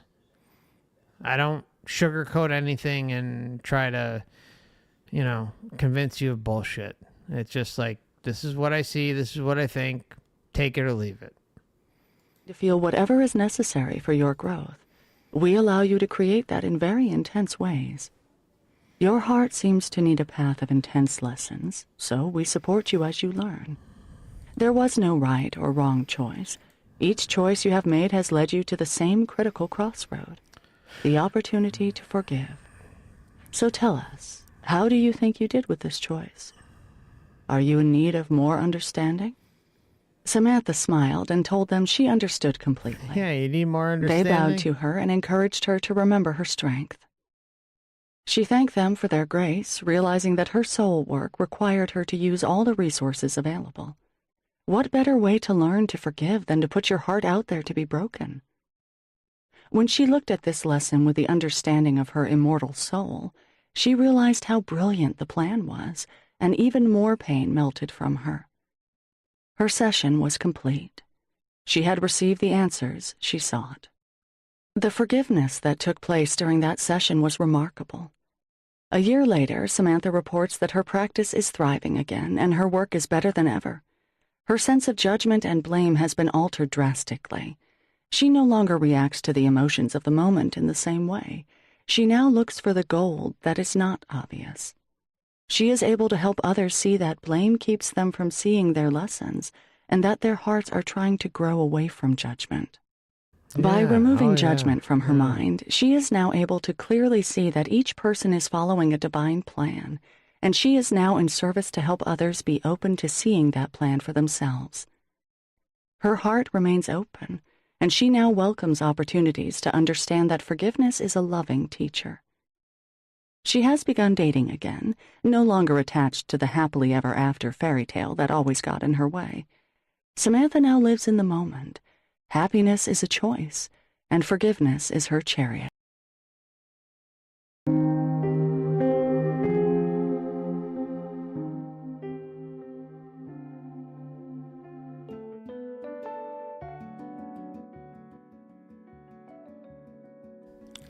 All right, my friends.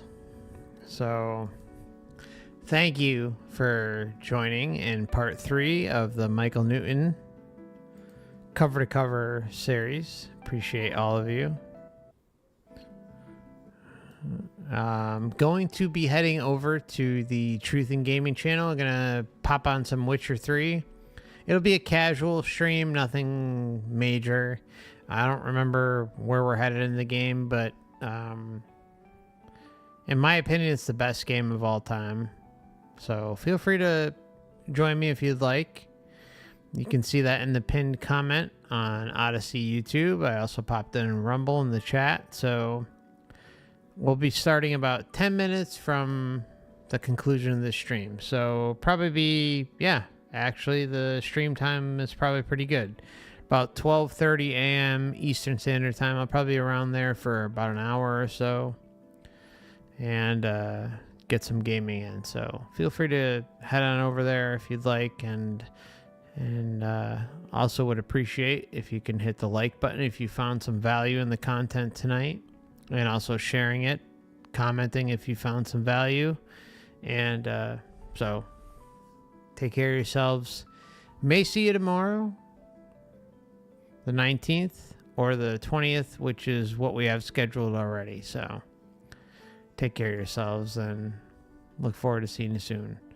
Remember, sovereignty, liberation, non-interference. You got it. Thank you.